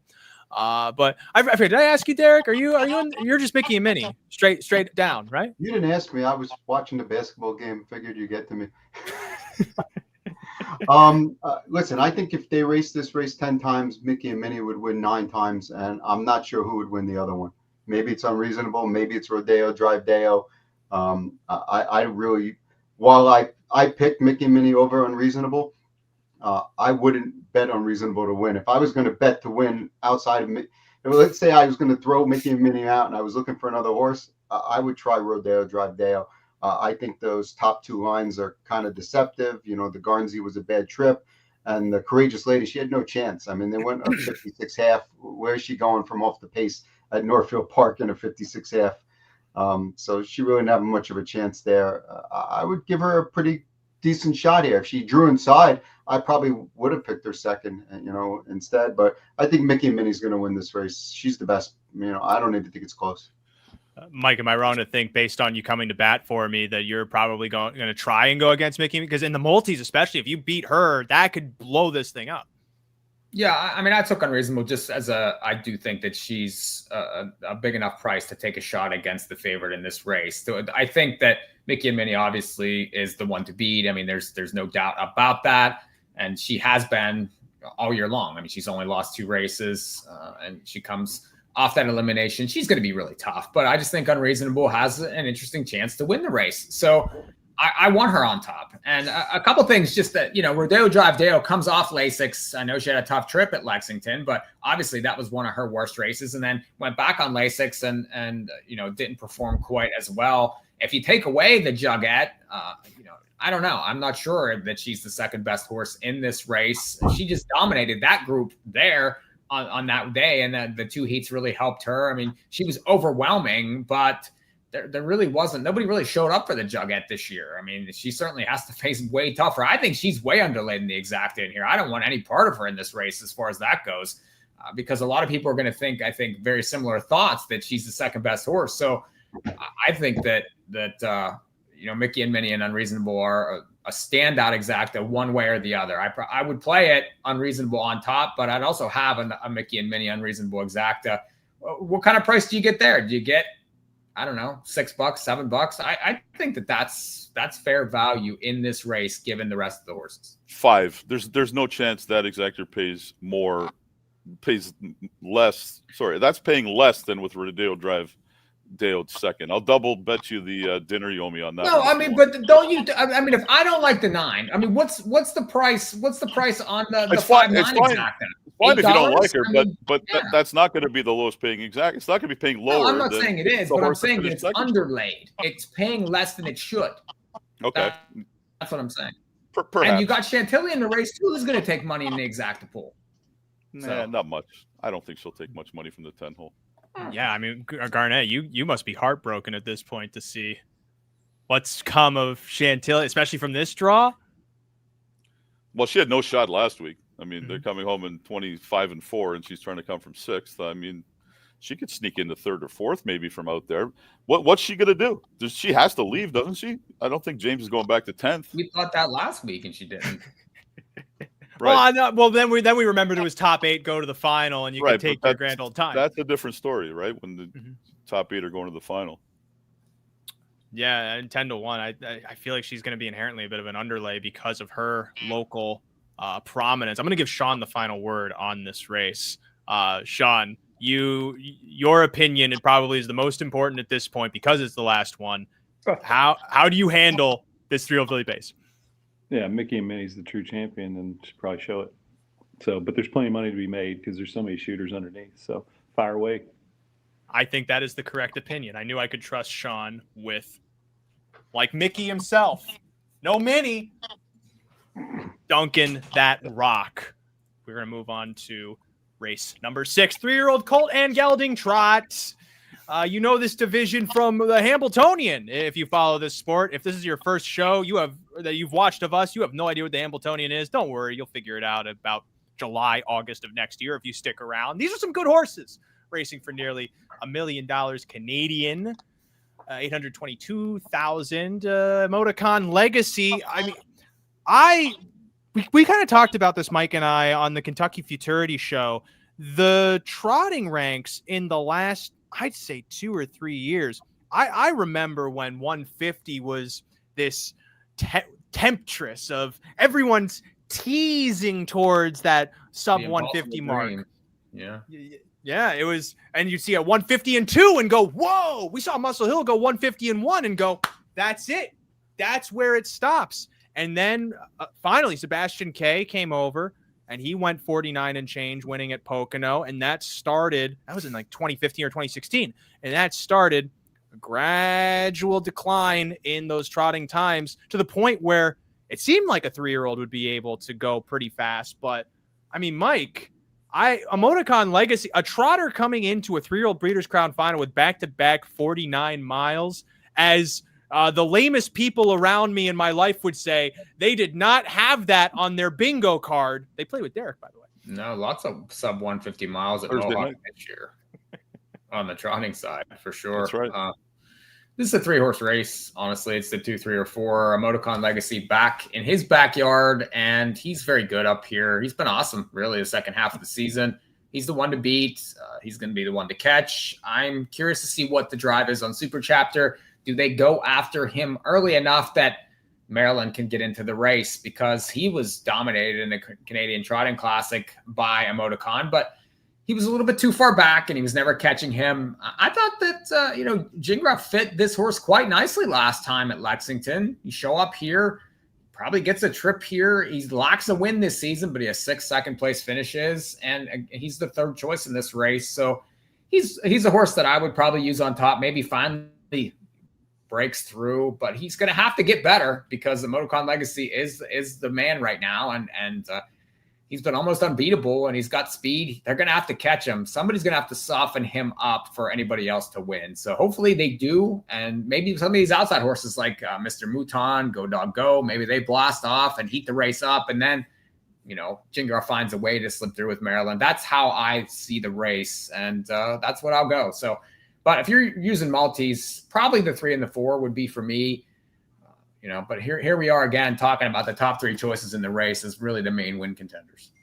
And Derick, I thought Sig Sauer went one of the most memorable trips in his Kentucky Futurity win, going first up in after those fractions and winning in 49 and change, parlaying that into a Breeders' Crown curtain call before he went to go do daddy duties. Emoticon Legacy, I potentially rivals that because from post 10, parked 53 and 3 to the half to take the lead, and he's still fighting to the end. When you see a horse do something like that, how do you think that he could lose inside of a spot like this?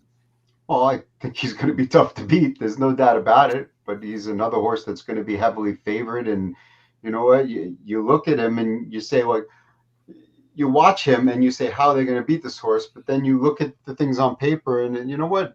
He doesn't look like he can't lose, and I ended up picking him second. I think he's a horse that, unlike some of the other ones that maybe like Bojangles, who I didn't use at all, I'm going to be using him on my pick 5 ticket. There's no doubt about it. I just felt like, you know what, Maryland all year long, things just haven't gone right for this horse, and I felt like last time it was, a tough spot for him to get there, and he just barely lost by a neck. It was a good effort, a step in the right direction. And I took a shot that maybe he can beat him here. For me, I have my personal opinion, and that's what we're here to talk about. If Go Dog Go would have turned inside, I would have made him my top pick. There's no doubt about it. Really? I think Wow. I really feel like Go Dog Go is the most talented of this group, in my opinion, as far as pure speed. He just ran into some issues, with braking and other issues. And, he's adding Lasix this week. Maybe that makes a little bit of a difference. Maybe leaving the Red Mile makes a difference.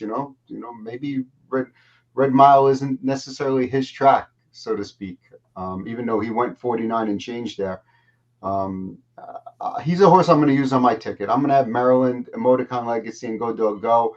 Not that I don't like Super Chapter, but I don't feel like Super Chapter has that dynamic, turn of foot that some of the other horses has. He wins a lot of races, and he looks really good. But I'm worried about him in this spot coming first over. I really am. I see, Go Dog Go leaving, Mr. Mouton leaving, Happy Jack leaving, and what does that leave Super Chapter as leaves him first over. Up. Yeah. So I'm, a little worried about him there. Carter Pinsky at the Red Mile said that Go Dog Go has had issues with that track, oddly enough. And then I also recall, we talked about this on the Futurity show too, Mike. They put Amigo Volo's Can't See Back on him in that race where he went 49 and change. So equipment adjustment as well. Futurity didn't really go to plan, but 49 and 2 mile. What is he really going to do inside of that spot? 10-1 morning line. You're definitely going to get that. I think you're definitely going to get a good price.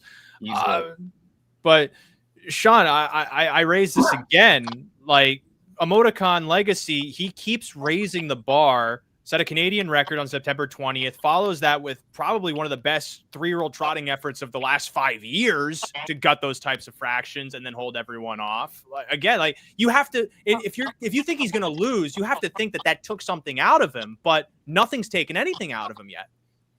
Has anybody watched his qualifier there, or does anybody have any comments on his qualifier? Is that a Luke Blake thing that he likes to do?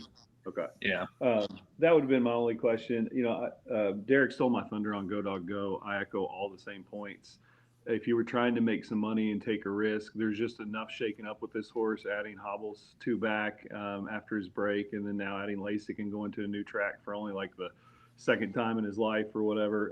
It's just kind of interesting because he's an amazing animal that has a tremendous speed. And again, he's from that same family of Apex that we were talking about, Southwind Serena. So I think he's super interesting, Derick. Good call. And I feel if you're using him, it goes into another angle. Or maybe it doesn't, because Derick's against Super Chapter trip-wise. I was kind of fade Maryland inside of this spot. Because again, I thought he closed well in the Futurity things. He had the fractions to close into. He had to pull through. Everything came together. He's just so weird on the last turn, especially at Mohawk. I don't know that he really had to endeavor too much with those troubles in the Canadian Trotting Classic. I don't know if they've truly remedied those troubles in the Canadian Trotting Classic. But there's a part of me that feels like those issues could come into play again. And like Mike said, this is potentially a 3-horse race in the betting. So if you're betting tries or anything like that to make money, you have to toss one of them. I don't know that you can toss Emoticon Legacy. I think you can make an argument where you can toss Maryland. But you're fading what, the 3rd choice in the race? Is that really a strong? So that I can make the try go from 3-1 to 5-1. We have to get this nitty about it sometimes. And I think Meshuggah is an interesting horse from the inside draw. He's always been such a good trip horse. Every time he can sit at the pylons and get that opening, he finishes really well. And he never takes any money, except the one time he did take money in the Pennsylvania Sire Stakes final. And it's Scotty. You just like him because the name fits you. Me sugar, you sugar, we sugar. What does it mean, Derick? It means a little crazy. Well, it definitely fits. I think it fits Go Dog Go too, just like his sire. I wanted to say earlier that I thought Always Be Naughty fitted Sylvia Hanover's name more than Sylvia Hanover did, but that ship has long sailed. Final thoughts, Garnet. Did I even ask you your final? No. I didn't even ask you about Emoticon. You love this horse. Listen, we're having the same conversations about Maryland we had before the Hambletonian. Let him win a race, and then let's see. This Emoticon Legacy went the biggest trip of the year in the Kentucky Futurity, didn't he? Who won a bigger trip than him? Than that? Potentially of the decade. Definitely of the year from the 10-hole to win that. I wouldn't have been surprised if he backed up and finished 8th, and he won. He's a Canadian. Before that, he had just set a Canadian record. They're not beating him in this race. Single him and move on. Again, this was my trouble. That's why at the start of the show I said I hate my opinions, because already through the show I've been on every single favorite, and it's been for legitimate reasons. The good horses are really good in a lot of these races, but I recognize what Derick's saying. Derick's on my other shoulder too. The little angel is saying da da da da, and then there's Derick. You're also an angel, Derick. You're not, just because it's an angel doesn't have to be a devil. But you're the second angel going, well, you got to remember that the horses, they got to go race, and then when they race, things can happen. When things happen, that's how they win. That's do not not a good. speak like That's not that. a good impression. You've done a good one in the Yeah. past. That's not a good one. I had to change it up because the last time I did the good one, you said it was the bad one. So I'm getting terrible feedback per usual. Let's move on. Hopefully we have some better insights on. Oh, okay. Never mind. This is going to be probably another lock-on single in the open trot, 10 go postward. Garnet was just talking about Moticon Legacy going the Canadian record. He's been just so good. Now we are braced with Lexus Cody, who has been doing similar things. The only thing I want to say, Derick, I almost made this my lone comment in the insert that you put into the DRF Harness Digest with all of our picks. I think Lexus Cody should go to the Elite Club. That's the only thing I want to offer inside of this. Everything I've seen of him, he moves so smoothly now. He's so fast. I think he could do it. He's got Dude. one problem. That little L on his past performance lines. He can't race with Lasix. I think for $1 million race, he could try. But back to the point I brought this in on, Garnet. I mean, Emoticon Legacy's going all these 49 miles. Lexus Cody's gone 249 miles in Canada. Never done by any trotter before in the history of the world. So I know maybe 2,000 years ago, everything was much better than it is now. I doubt it. But he won so effortlessly in his elimination. And since Periculum, his main rival, is going to be coming from off the speed, doesn't Lexus Cody hold all the cards? Definitely. He went 49-1 here. That record is going to outlive me and maybe you, Ray. When's a horse that's not good. When is a racehorse going to go 49 flat over Mohawk? It's going to have to be they're going to have to race in the afternoon in 90-degree heat or something for somebody to do that. I felt like an idiot in the Maple Leaf Trot final because I bet him and had him on top in the journal in the elimination. And if you watch that replay closely, Shingra wasn't worried at all about Periculum going by him. He just kind of took a look over and shrugged his shoulders and drove on. And then I didn't bet him in the final. And he's just been unbelievable ever since that elimination. It was like he turned some corner there. I don't know, man. Like, I hate keep picking chalks, but how do you pick against this horse in this race? My dilemma. I can't do it. You could like Periculum, but he's handier than him, right? As Derick was kind of saying about Yo Tilly versus Delaney, she's handier.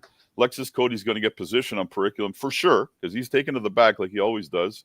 You know, I think the only potential value would be to try to beat Periculum out of the exactor. Maybe throw Hill Exotic in there. He races big in a lot of these races, but I can't see beating Lexus Cody. I hate to be boring, but man, I just can't see it.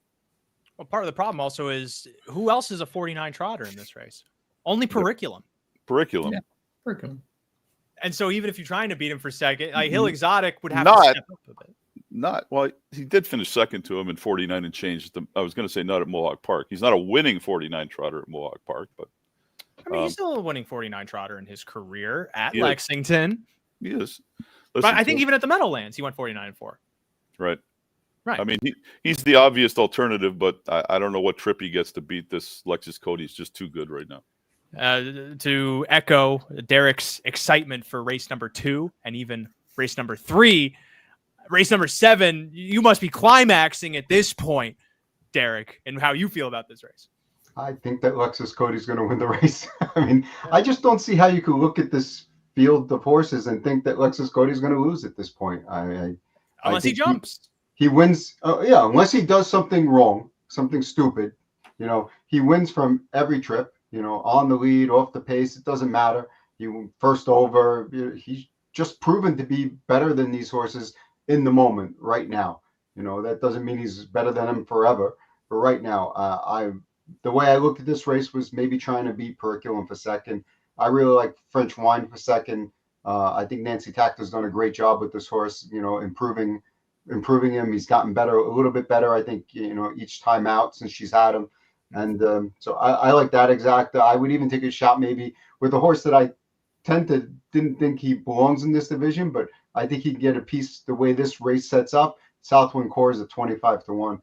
I think is a horse that maybe could be in the bottom of the exacta or the trifecta or something like that. And I just have one more thing I wanted to bring up, and it's been driving me crazy all night. Why do the horses with a 2 or a 5 get a slash, but the other ones get a hyphen? Why can't they all just have hyphens? I'm not a fan. I think you have to distinguish it. What are we distinguishing? They're all odds. Yeah, but like 2-1, 3-1, like you could have those stand in, but you can't have a 9-5, a 7-2. They are inherently different from a solid 3, from a solid 2. And also, let's look back at the graphic. Does it really bother you that much? Does it not bring you joy to see, No. oh, there's a little difference? Every time it comes up on the screen, my skin starts to crawl. I personally, I am not a fan of only hyphen. I'm not a fan of only hyphen. I like a little slash because sometimes, Derick, That's the sugar in you. Sometimes you go to bed at night, you go, I want some regular milk. And then other nights you go, I want some chalky milk. I don't like milk. Wait, you don't like milk? Come on. Nope. Haven't had any milk since I was like 6. Yeah, I'm worried for your skeleton, Derick. Derick, A lot of ice cream. A lot of ice cream. Osteoporotic. He hasn't had any milk, but he's eating ice cream. He doesn't think it's the same that thing. might have been the last time Derick was happy too. Only hard ice cream though. I don't like soft ice cream. Interesting. I just don't like the consistency. I guess that makes it. I would call it soft serve. I get where you're going. We said soft ice cream. I was like, all ice cream is soft. What are you talking about? If it's hard, it's ice. He's a hand dip man. The harder the better, baby. That's what she said. No. Be careful, Ray. Hey-o. It's getting late. All of this food stuff is coming up mostly because I can smell my girlfriend's cooking. She's a great cook. If we take away anything from this show, let's not let it be the horses that are probably going to win and make you a lot of money. It's that my girlfriend is a pretty good cook. I think that would really mean a lot to her. That the world knows that. My hat goes off to her for sure. But for a lot of reasons. What do you mean by that? Don't go into it. Southwind Cores. I could agree with Derick. I agree with Derick. Southwind Cores lock single for 4th in a super if you want. Otherwise, I have no idea how he even hits the ticket. But Shaun, again, like you started this show saying we can't swallow chalk all night. Do we have to? Do we have to here? There's a lot of chalk. Let's be real, and we're gonna eat it. We're gonna eat the crap out of it. We're gonna eat the crap out of it after we eat it all. So let's move on to the next race. I have nothing to add. Yeah, let's. And every race that goes by gets me one step closer to eating less chalk and eating more of my girlfriend's creamy pasta. I think that's what's for dinner tonight with some spicy Italian meatballs. I like curriculum if anybody cares. Whoa, hold on. Mike has to make his case. What's your case? How do you think Periculum beats Lexus, Cody, when he never has, except one time in a dead heat? He just said heated with him at Hoosier on September 19th. So he was right there on the wire with him. And then he turned around and won at Lexington. Now he's been qualified into this. I mean, he's right there in the exact 8 out of 9 times this year at the top level with Scotty Z. I realize Lexus Cody's been awesome, but it's a Breeders' Crown final and, it could heat up. I do think Periculum has a shot to catch the favorite in here. And, he's worth a little bit of a shot. Do I think that he's a huge play? No. I mean, and he's probably underlaid as the second choice in this race, but I do think he has a chance to beat the favorite. Best of luck with that as we move on to race number 8, 3-year-old Colt and Gelding Pace, penultimate Breeders' Crown final. This one, start of the technically late double. I mean, there's a late double because there's other races later in the card, but this is the late double of the Breeders' Crown. It's this and the Open Pace, and that's it for the series. Everyone will be off getting drunk, as they should be on a $10 million night. This is going to be a throwdown after last week. Mike, you and I got into a heated discussion with John Rallis about how to evaluate Lou Prince's trip. You and I of agreement that Ronnie just got away in a tough spot there from a wide draw and through it all, still almost downed Dandy Ideal. That horse was begging for his life to the line, and it took just 1 yard too short for Lou Prince to lose here. And yet, I'm interested in what Rallis's position was. Rallis's position was he thought the horse was a little sore. I didn't agree with that. I don't think he was sharp at all. I don't think he was sharp at all in that race. I'm betting against him. What? Okay, I was gonna throw this to Mike, but now I gotta throw it to you, Garnet. Actually, Garnet, you get the full screen. You have to be all by yourself here as a screen of shame, kind of, in thinking Lou Print loses this race. Sure. To who? I'm going to take his stablemate, Sipping on C-Rock, who I think is probably going to race in his pocket. I thought he was really good last week, coming home in 25 seconds. He never drops back like that. He shows nothing but ones in every race before that almost. I think he's going to go to the front, and if he lands in Luprint's pocket, Luprint looked dull to me last week. Can he be fantastic this week? Of course he can, but there's no guarantee. And I'm going to take a shot to beat him with a stablemate, hoping that he gets the pocket and comes and gets him. You and Mike are drinking from the same freaking punch bowl. Okay, Mike, make your case. I like him too. Same exact thing. No chance in the elimination. He finished up beautifully. He almost beat him last year in the Breeders' Crown. This horse is, trending in the right direction. Again, he's got ultra talent. I mean, he broke a world record last year at 2. And I do think that he could get the right trip in here. And Luprint, he lost last week. So now there's a chink in the armor. Not everybody's going to be afraid of him. I mean, he's been the best. He's been awesome. There's no question about it. But why not take a price? Again, we're here looking for – we can't be sitting here giving out 6-5 every race, 3-5 every race. So, I'm making cases for horses at prices that have chance. And I do think that Sipping on C-Rock has a huge chance in this race. He needs a trip. He needs things to go his way, but it can happen. And you're going to get a price on him. I feel like Shaun right now. I feel like Shaun is also kind of like the embodiment of Luprint. It's just like, fellas, come on. Come at me. Yeah, no, it's an elimination race that he lost. So, okay, and if he looked dull last week, then that's a little scary because. But aren't they trying to win elimination races for Post in this place? Like he put himself at risk of getting the 10 hole. I don't think they're complete. Like we're not, we don't care if we lose. Like that's one thing to consider. That's fair. No, totally fair. Luprint is a horse that knows where the wire is, loves to win. He's. It's his world, and we're just living in it. Long live Luprint. I think he's got as good a chance as anybody on the card to win, and it'll just be kind of fun to sit back and watch how he does it. And my takeaway, I don't disagree, Garnet, that he didn't look as sharp because in the post parade, sometimes he's been more bouncy and lively as he was in the post parade. But to that point, if he wasn't as sharp, to watch a horse reach for the line like he did and try to fight and down that horse to the end, I think for a horse to do that at 70% with room to improve off of that, also considering some of the Burke horses really didn't show up. So who knows what might have been happening, if anything, if some of the other horses maybe just had some issues. But point being, if Luprint pulls it out of the fire nearly at 70%, when he's 80%, he wins that race. Listen, he can absolutely win the race, but I think if there's a time to take a shot against him, this is it. That's what I think. But it also opens the door to not getting 1-9 on him, to getting maybe 4-5 even money. As delectable as that sounds. No chance. Try maybe 2-5. But Derick, be the voice of reason here. You have to recognize you're a ball knower. You're a ball knower. You're watching ball right now. You know that Luprint's the best. I think Luprint is definitely the best horse in this race. I have a lot of opinions when it comes to this race. First, going back to the elimination, I think that maybe we give some consideration to the fact that maybe Ronnie Wren thought like, hey, I'm definitely going to get to this horse. Maybe he was a little surprised how good Dandy Ideal was, and we've seen how good Dandy Ideal can be on the lead. We saw it in, I think it was the Hemp at Pocono, when the horse was really good. We're pulling up the replay here. I mean, listen, was he as good as he normally is? On a normal day, does he maybe win? Yeah, maybe, but you just saw there, Ron Wren just pulled the plugs there at the top of the stretch. He was 2.5, 3 lengths back of this horse. That's a lot to gain in the stretch when these horses are coming home in 26 every single week. And he almost got there. I mean, you got to give him some credit for almost getting there. I did not pick Luprint on top, but before I get to Luprint, who I might have picked, I wanted to discuss the whole Sipping on C-Rock thing. I really don't mind Sipping on C-Rock as a pick at all. I think the horse raced very well last week, and I think the horse has talent.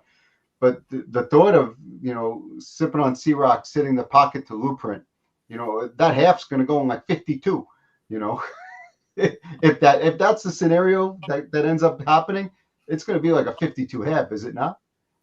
I also don't think Luprint's on the lead personally in this race. I mean, you look at this race, Prince Al Hanover yields to no one. I mean, we've seen it time and time again. Yeah, except in the North American Cup final where he yielded to the entire field. Well, drive of the year. That's why he has a new driver. Correct. But I Prince noted that Al in my yields journal. to no one. And when he does yield, he comes right back. Dandy Ideal lives every week. Let's say sipping on Sea Rock leaves. Let's say Crack Shot. Like, there's so many horses in this race that could leave.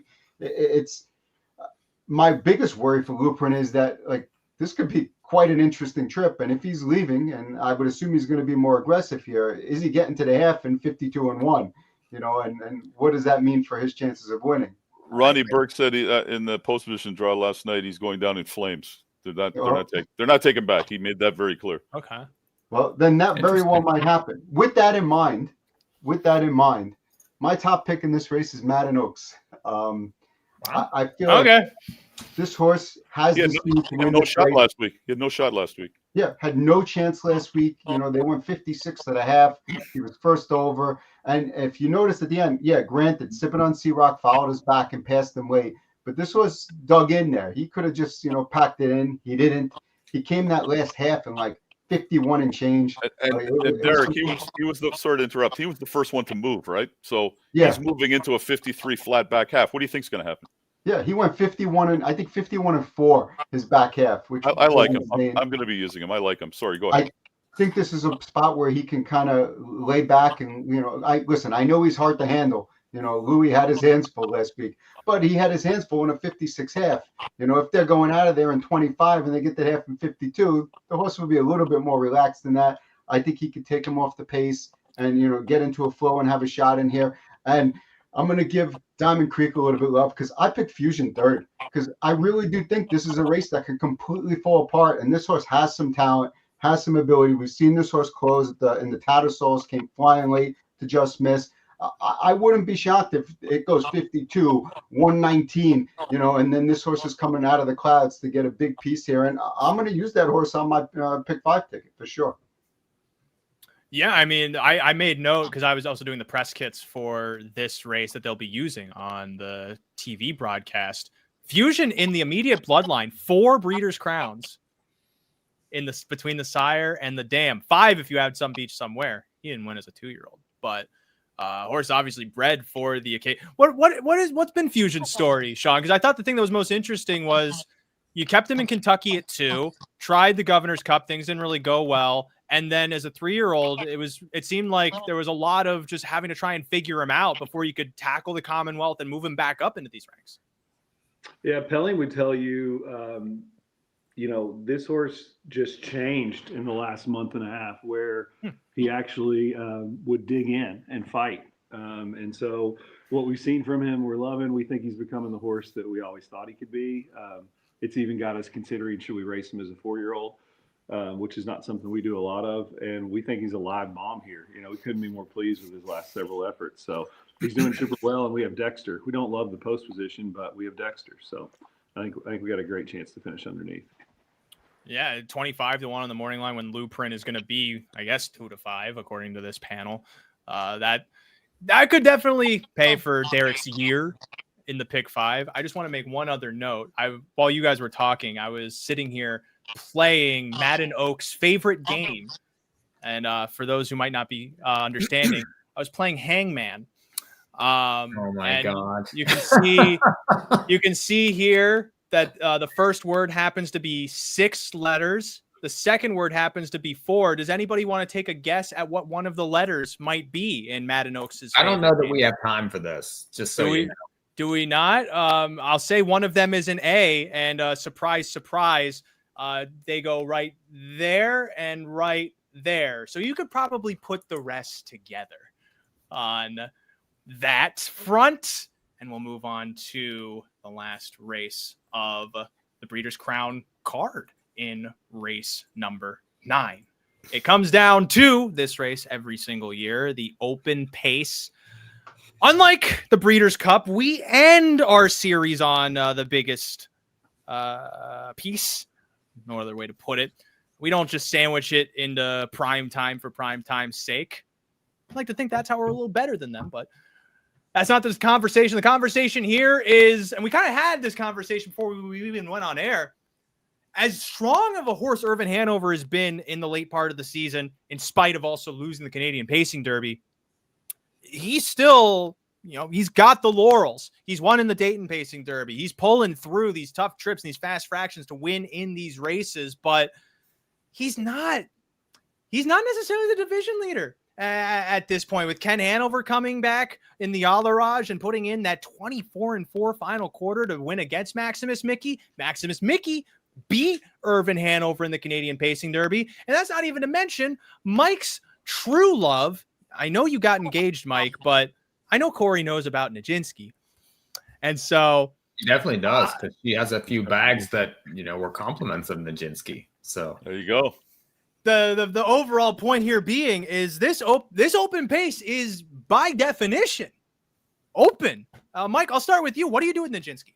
I'm not getting off now, right? I mean, I know that a lot of people will think that he's no good coming off that elimination where he got tracked down late by Irvin Hanover, but he's now fourth back. I do think he will be raced differently in here. He certainly won't be blitzing to the front and having to hold everybody off late. He's going to get a trip, and I do think that him off cover is very, very good. And if you look back to some of his prior lines, if he can get a second or third over type trip, he's going to be flying late.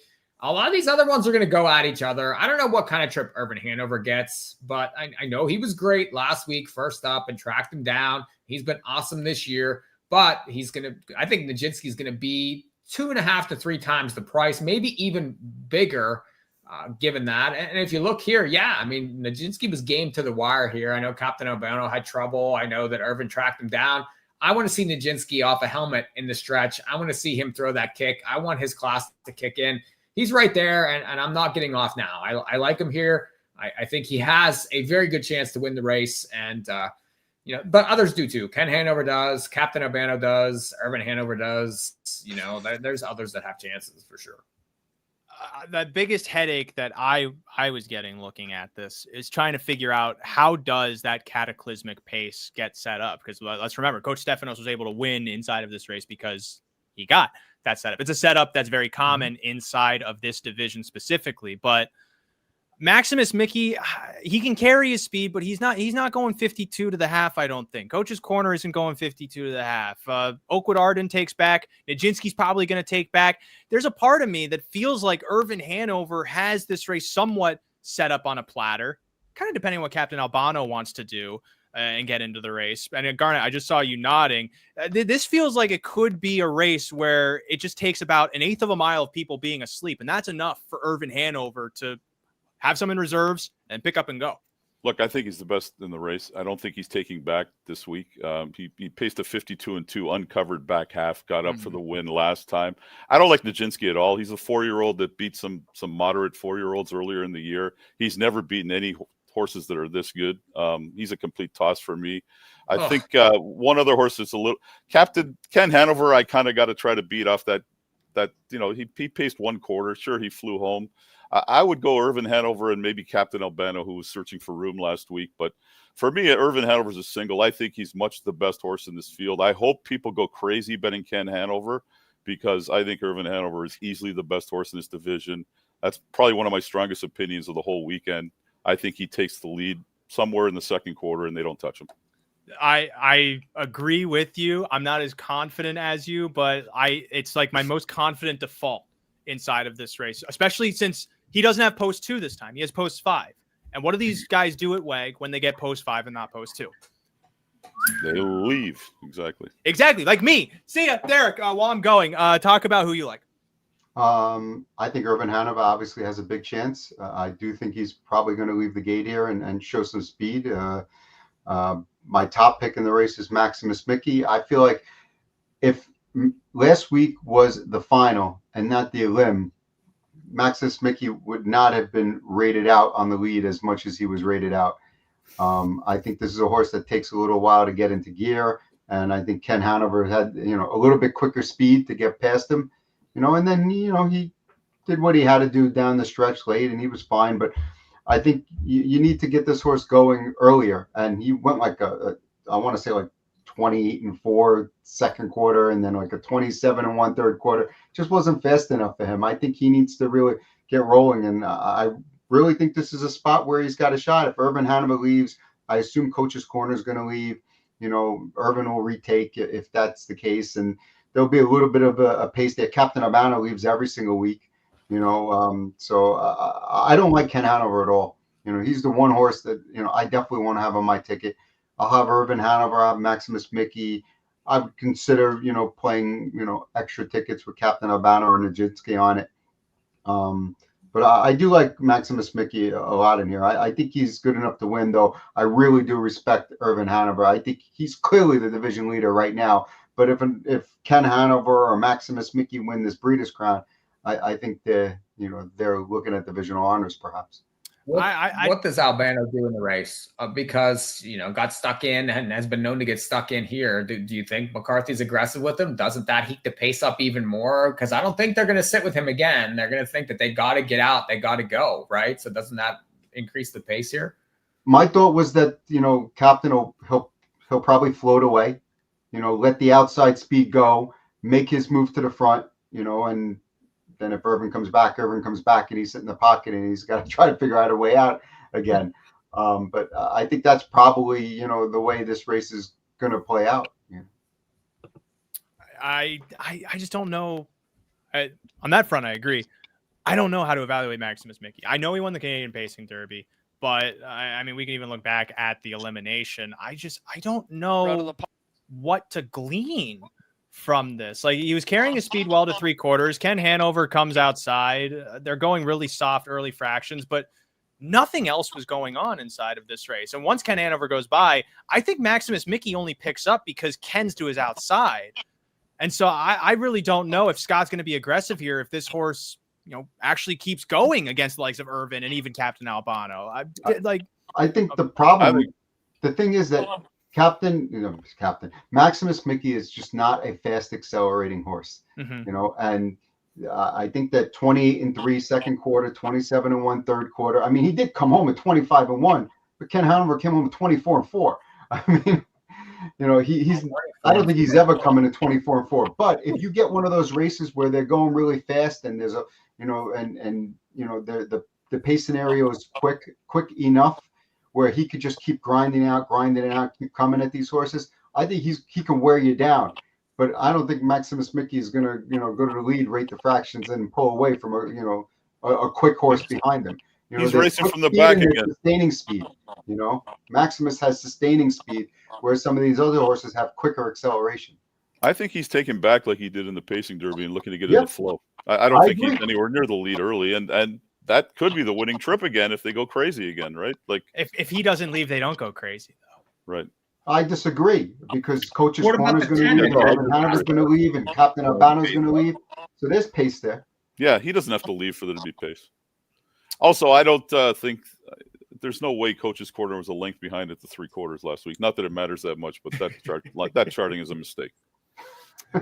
He did have some traffic in the stretch, Coach's Corner, but the problem is he never wins the big one on the big track. You know, it's always on the parking lot. I mean, he's not going to get that trip either. I hate that you guys are bringing this up because I was about to be a bit dramatic and ask you guys who's the one horse that's really trying to punch through at the end here and just clings to a spot into the final, has a horse right in front of him where he can't really pick up. And the answer was Coach's Corner. But you all don't think he has any chance. I think he has an interesting chance to be underneath at the price. Trifecta, superfecta, use them. Underneath third place, another horse to keep in mind, Oakwood Ardennes. Mm-hmm. Yeah, he was flying at the end of that mile. What's your stance on this race, Shaun, overall, though? I actually think that the analysis from the Roundtable is top-notch on this race, maybe the best of all the races, and you guys have it really figured out. Really good analysis. I really don't have anything to add. I just wanted to throw out like an Oakwood Ardennes I could see being third, help you out in your tries. At the end of the day, I think that's probably the best chance to make money on this because once Irvin Hanover plants on the lead, it's game over. The same way that this Roundtable is at this point over. 2-hour mark. Woo! You all made it. Shaun could finally take his hat off. What a great don't ever ask me to come back. Give me a cigarette. What a great group of panelists. And I will say, even thanks to the one who tried to host this show earlier, Saki McGufferson. It will be his time someday. Thank you, Saki. He's saying thank you for the acknowledgement. He'll host one of these shows one day. He's just not ready. He's just not ready. And of course, the sponsors have to be. But Shaun, you guys and crew, you have to be behind it too. So we'll make sure that when he comes back, he's gonna be ready. I don't know if it's gonna be anytime soon. I hope you'll come back sometime soon, though, Shaun. I'd love to. This has been great, guys. Thanks. I enjoy watching, and I hope everybody enjoys this because it was super fun for me to be a part of. And Diamond Creek appreciates all the good stuff y'all do for us. And we appreciate when the sport recognizes the work that we try to do, because there's not a lot of conversation of this level about these races on the internet anywhere except from us. And so because people are making the road trip up to Mohawk, this would be a great thing to queue up to get yourself excited and listen to some morons banter back and forth about that's right, chalk eating. Well said. And maybe you hear a really good Derick Giwner impression. Maybe you don't. It really depends on where my voice lands, really. You have to get the word coffee right. Coffee. If you can say coffee, you got it. It's too late for coffee. I gotta go. My ice cream was see? too soft earlier. I gotta have. I'm waiting for my ice cream to harden. I took it out of the freezer. It got too soft. I needed my ice cream hardened. I gotta go make harden in the freezer. No soft serve for me. Any final thoughts though of the Breeders' Crown Series? 12 great finals on Friday and Saturday at Mohawk. Half an hour down the road. Looking forward to despite our analysis, there will be upsets, people. There always definitely. There will be at least one or two big bombs will come in, as always. No one in 2020 even said sand between your toes would be or sand between my toes would be a Breeders' Crown winner, and yet he beat Tall Dark Stranger. And that's the series record. We always got to remember local horses, right? Local horses typically show up on Breeders' Crown final night, right? And drivers. Yeah. And a couple of really young local drivers, too. Todd Ratchford, Breeders' Crown debut. Oh. I believe Tyler Borth making his Breeders' Crown debut, too. Tyler Jones. Yeah. And they're all on Friday. And, of course, all James McDonald and company, McNair, so on and so forth. Jameson in competition on Friday and Saturday. But that does it for us. It's been 2 hours. If you can't make a sense of any of these races with our thoughts, then I don't know what to tell you. We either help point you in a direction of profit, or actually, I don't even think there's an alternative, because I think even if you go against us, you might make a decent amount of money. Thanks to my panel. Thanks to Diamond Creek. Thanks to the Hambletonian Society. That does it for another live roundtable from In the Money Media. Our replays brought to you by Roberts Communication. And we hope to keep doing this in the future into 2026. But after the Breeders' Crown, I believe that's it for the live stuff. Stay tuned on the In the Money Media Network for more Harness Players podcasts through the winter. Of course, Breeders' Cup right around the corner next week as well. That's it for us. Thank you. Bye-bye.